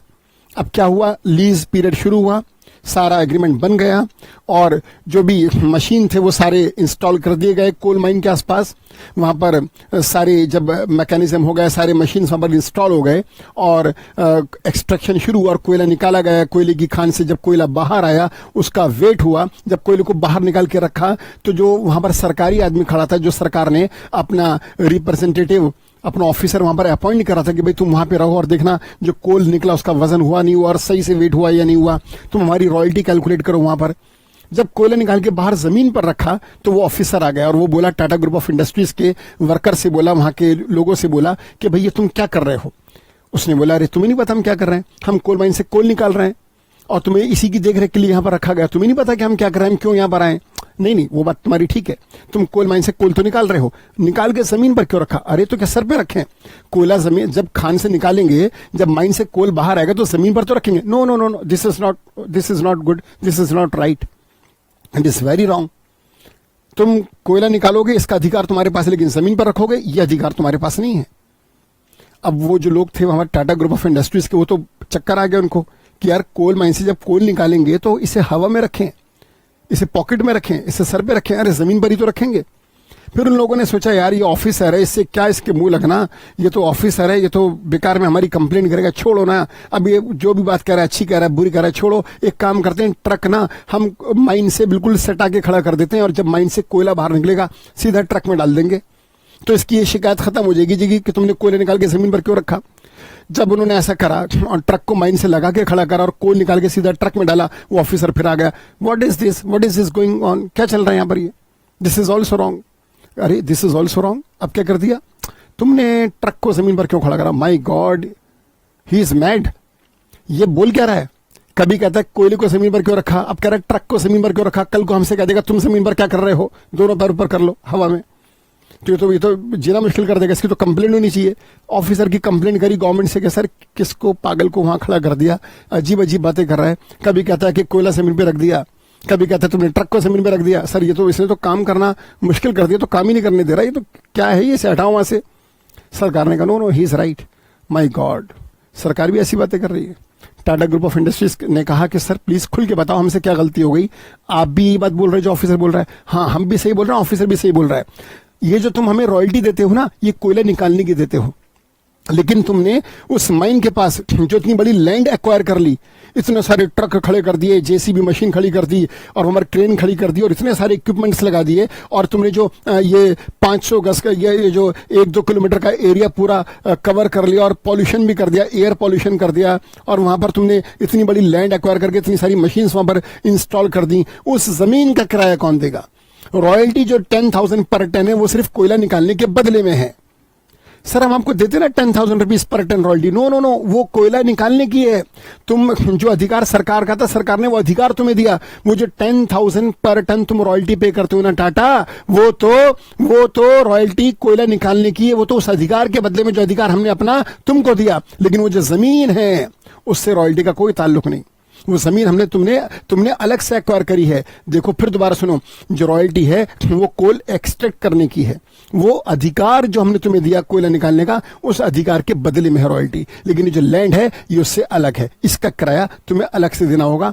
ट्रक रखो जमीन पर, मशीन रखो जमीन पर, तुम रहो जमीन पर, कोयला रखो जमीन पर, लैंड पर, हम कुछ नहीं कह रहे। हमें प्रॉब्लम तुम्हारे कोल या ट्रक खड़ा करने से नहीं है लैंड के ऊपर, हमें प्रॉब्लम है उसका किराया हमको नहीं मिला। वो किराया रॉयल्टी का पार्ट नहीं, वो अलग से है, वो over and above of royalty है। And this is called surface rent और ground rent. Is it okay, is it clear? देखिएगा, ग्राउंड रेंट और surface rent, it is an additional rent. ये एक एडिशनल रेंट है ओवर एंड अबव ऑफ, जो बिल्कुल अलग है, ऊपर है किससे? रॉयल्टी से। पेड बाय द लेसी, ये जो सरफेस रेंट है ये लेसी पे करता है टू द लैंडलॉर्ड, अधिकारों के मालिक को, एज अ फिक्स्ड रेंट। ये रेंट एकदम फिक्स होता है ईयरली और हाफ ईयरली बेसिस पर, इररेस्पेक्टिव, इस बात की परवाह करे बिना, इस बात की केयर करे बिना ऑफ द फैक्ट क्या, whether the lessee has derived any benefit और not out of the property let out to him by the landlord. Landlord ने जो अधिकार दिए हैं लेसी को, उन अधिकारों का कितना इस्तेमाल करा लेसी ने, उसे छोड़ो ना, इसका रॉयल्टी से कोई रिलेशन है ही नहीं। ये तो जो लैंड है उसको एक्वायर करा, उसका अलग से रेंट पे करना होगा, सरफेस रेंट पे करना होगा। जब गुड्स या पैसेंजर्स जब ट्रैवल करते हैं सी रूट से, तो वहां पर सी रूट के बाद जो एक किनारे पर एक सामान को, जब सी रूट से गुड्स ट्रैवल करती हैं तो गुड्स को पहले एक सी कॉर्नर पर रखा जाता है, एक समुद्र के किनारे पर जब गुड्स को उतारा जाता है तो वहां पे डॉक चार्जेस पे करने होते हैं कंपनी को, कस्टम अथॉरिटीज को। बेसिकली वो सरफेस रेंट, वो ग्राउंड रेंट है, तो यहां पर ग्राउंड रेंट पे करना होगा और ये रॉयल्टी से अलग है बच्चों। क्लियर है ये? स्ट्राइक एंड लॉकआउट, अगर मान लो इंप्लॉइज जो लेसी जो अधिकारों का यूज कर रहा है, जो रॉयल्टी पे करेगा, अगर उसकी फैक्ट्री में उसके एम्प्लॉइज हड़ताल कर देते हैं और काम धंधा बंद करके मुर्दाबाद के नारे लगाते हुए फैक्ट्री से बाहर निकल जाते हैं, तो बच्चों से हम कहते हैं स्ट्राइक। लेकिन अगर एम्प्लॉयर एम्प्लॉय से नाराज है और एम्प्लॉय काम करना चाहते हैं, लेकिन एम्प्लॉयर ने सारे एम्प्लॉयज को बाहर निकाल के फैक्ट्री में ताला मार दिया जी, ताला लगा दिया, इसे हम कहते हैं लॉकआउट। अगर एम्प्लॉइज काम बंद करते हैं तो नॉर्मली हम इसे कहते हैं स्ट्राइक। अगर एम्प्लॉयर ही काम बंद कर दे तो लॉकआउट। लेकिन अल्टीमेटली चाहे स्ट्राइक हो चाहे लॉकआउट हो, अल्टीमेटली काम तो बंद हो गया। अब जब काम बंद हो गया लेसी की फैक्ट्री में, तो लेसी पर तो डबल बर्डन आ गया। एक तो काम बंद हो गया, दूसरा वो जो रॉयल्टी पे करनी है। ये बात सही है कि भाई काम बंद होगा तो यूनिट्स प्रोड्यूस नहीं होंगे, यूनिट्स की सेल नहीं होगी, तो एक्चुअल रॉयल्टी नहीं बनेगी, लेकिन मिनिमम तो बनेगी ना, मिनिमम तो बनेगी, मिनिमम तो देनी होगी। अरे भाई, हमने मिनिमम रॉयल्टी में क्या पढ़ा कि काम चले या ना चले, लेसी कोई बेनिफिट ड्राइव करे या ना करे, लेकिन मिनिमम रॉयल्टी तो देनी होगी। लेकिन एक बात तो सुनो, अगर लेसी काम कर रहा है और फिर एक्चुअल कम बनी तो मिनिमम देनी होगी, ये तो जायज है। लेकिन अगर मान लो लेसी की फैक्ट्री में स्ट्राइक लॉकआउट हो जाए और काम धंधा बंद हो जाए, उसके बाद भी उसके ऊपर मिनिमम का बर्डन रहे, तो ये तो उस पर डबल अत्याचार हुआ। ऐसे में यहां पर नियम कहते हैं कि भाई अगर किसी साल लेसी की फैक्ट्री में स्ट्राइक लॉकआउट होने की वजह से काम धंधा ठप हो जाता है, बंद हो जाता है, तो जितने पीरियड काम धंधा ठप रहेगा, बंद रहेगा, उतने टाइम का मिनिमम रॉयल्टी माफ हो जाएगा। फॉर एग्जाम्पल, एक साल की मिनिमम रॉयल्टी 50,000 रुपए है, ठीक है बच्चों, और 50,000 रुपए एक साल की रॉयल्टी है। तो जो मैंने एग्जांपल भी लिया, और मान लो कि 3 महीने स्ट्राइक की वजह से काम नहीं हुआ, काम सिर्फ 9 महीने हुआ, 12 में से 3 महीने धंधा बंद रहा क्योंकि इंप्लॉइज स्ट्राइक पर थे। अब ये बताओ, एक साल का मिनिमम रॉयल्टी एक साल का 50,000 है, 3 महीने काम नहीं हुआ। अब एक काम करो, 50,000 जो मिनिमम रॉयल्टी है उसको 12 महीनों से करो डिवाइड और 3 महीनों से करो मल्टीप्लाई, तो 3 महीने का प्रोपोर्शनेट अमाउंट बना 12,500। अब 50,000 की मिनिमम रॉयल्टी में से 12,500 को माइनस करो तो बचेगा 37,500। बच्चों 12 महीने एक साल की रॉयल्टी मिनिमम 50,000, 3 महीने स्ट्राइक हटाओ ना, 9 महीने की रॉयल्टी जो है वो साल की मिनिमम रॉयल्टी होगी। तो 3 महीने का जो प्रोपोर्शनेट अमाउंट है वो बना 12,500, उसको माइनस करो 50,000 की मिनिमम रॉयल्टी से तो बचा 37,500। तो इस साल जिस साल 3 महीने स्ट्राइक है उस साल का मिनिमम रॉयल्टी 37,500 होगा। देखो, इफ एग्रीमेंट सो प्रोवाइड, अगर एग्रीमेंट में ऐसा लिखा हुआ है तब क्या होगा, in the case of strike और लॉकआउट द मिनिमम रेंट या minimum royalty may be proportionately reduced, उसको प्रोपोर्शनेटली रिड्यूस किया जाएगा, उतने महीनों की माफ हो जाएगी, जितने महीने काम धंधा नहीं हुआ उतने महीनों की रिड्यूस हो जाएगी मिनिमम रॉयल्टी। राइट बच्चों? सबलीज, ये सबलीज क्या होता है जी? सबलीज भाई देखो बड़ा सिंपल है, आसान करके समझो। एक्स एक घर के मालिक हैं और वो घर जो है वो बेसिकली 2 BHK 2 कमरों का एक फ्लैट है और एक्स उसके मालिक है। एक्स ने अपना 2 कमरों का फ्लैट वाई को किराए पर दे दिया। वाई अकेले तन्हा उस 2 कमरों के फ्लैट में रहते हैं। अब वो जो 2 रूम सेट है उसमें 2 रूम है, वो एक साथ कैसे घुसे? एक कमरे में होंगे तो एक खाली है। तो क्या हुआ कि वाई ने 2 रूम सेट एक्स से किराए पर ले लिया।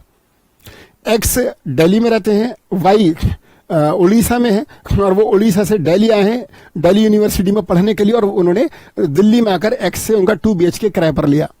राइट, अब क्या हुआ, एक और स्टूडेंट है जेड, वो भी उड़ीसा का है, वो भी पढ़ने के लिए दिल्ली आया कि दिल्ली विश्वविद्यालय में वो भी दाखिला लेगा।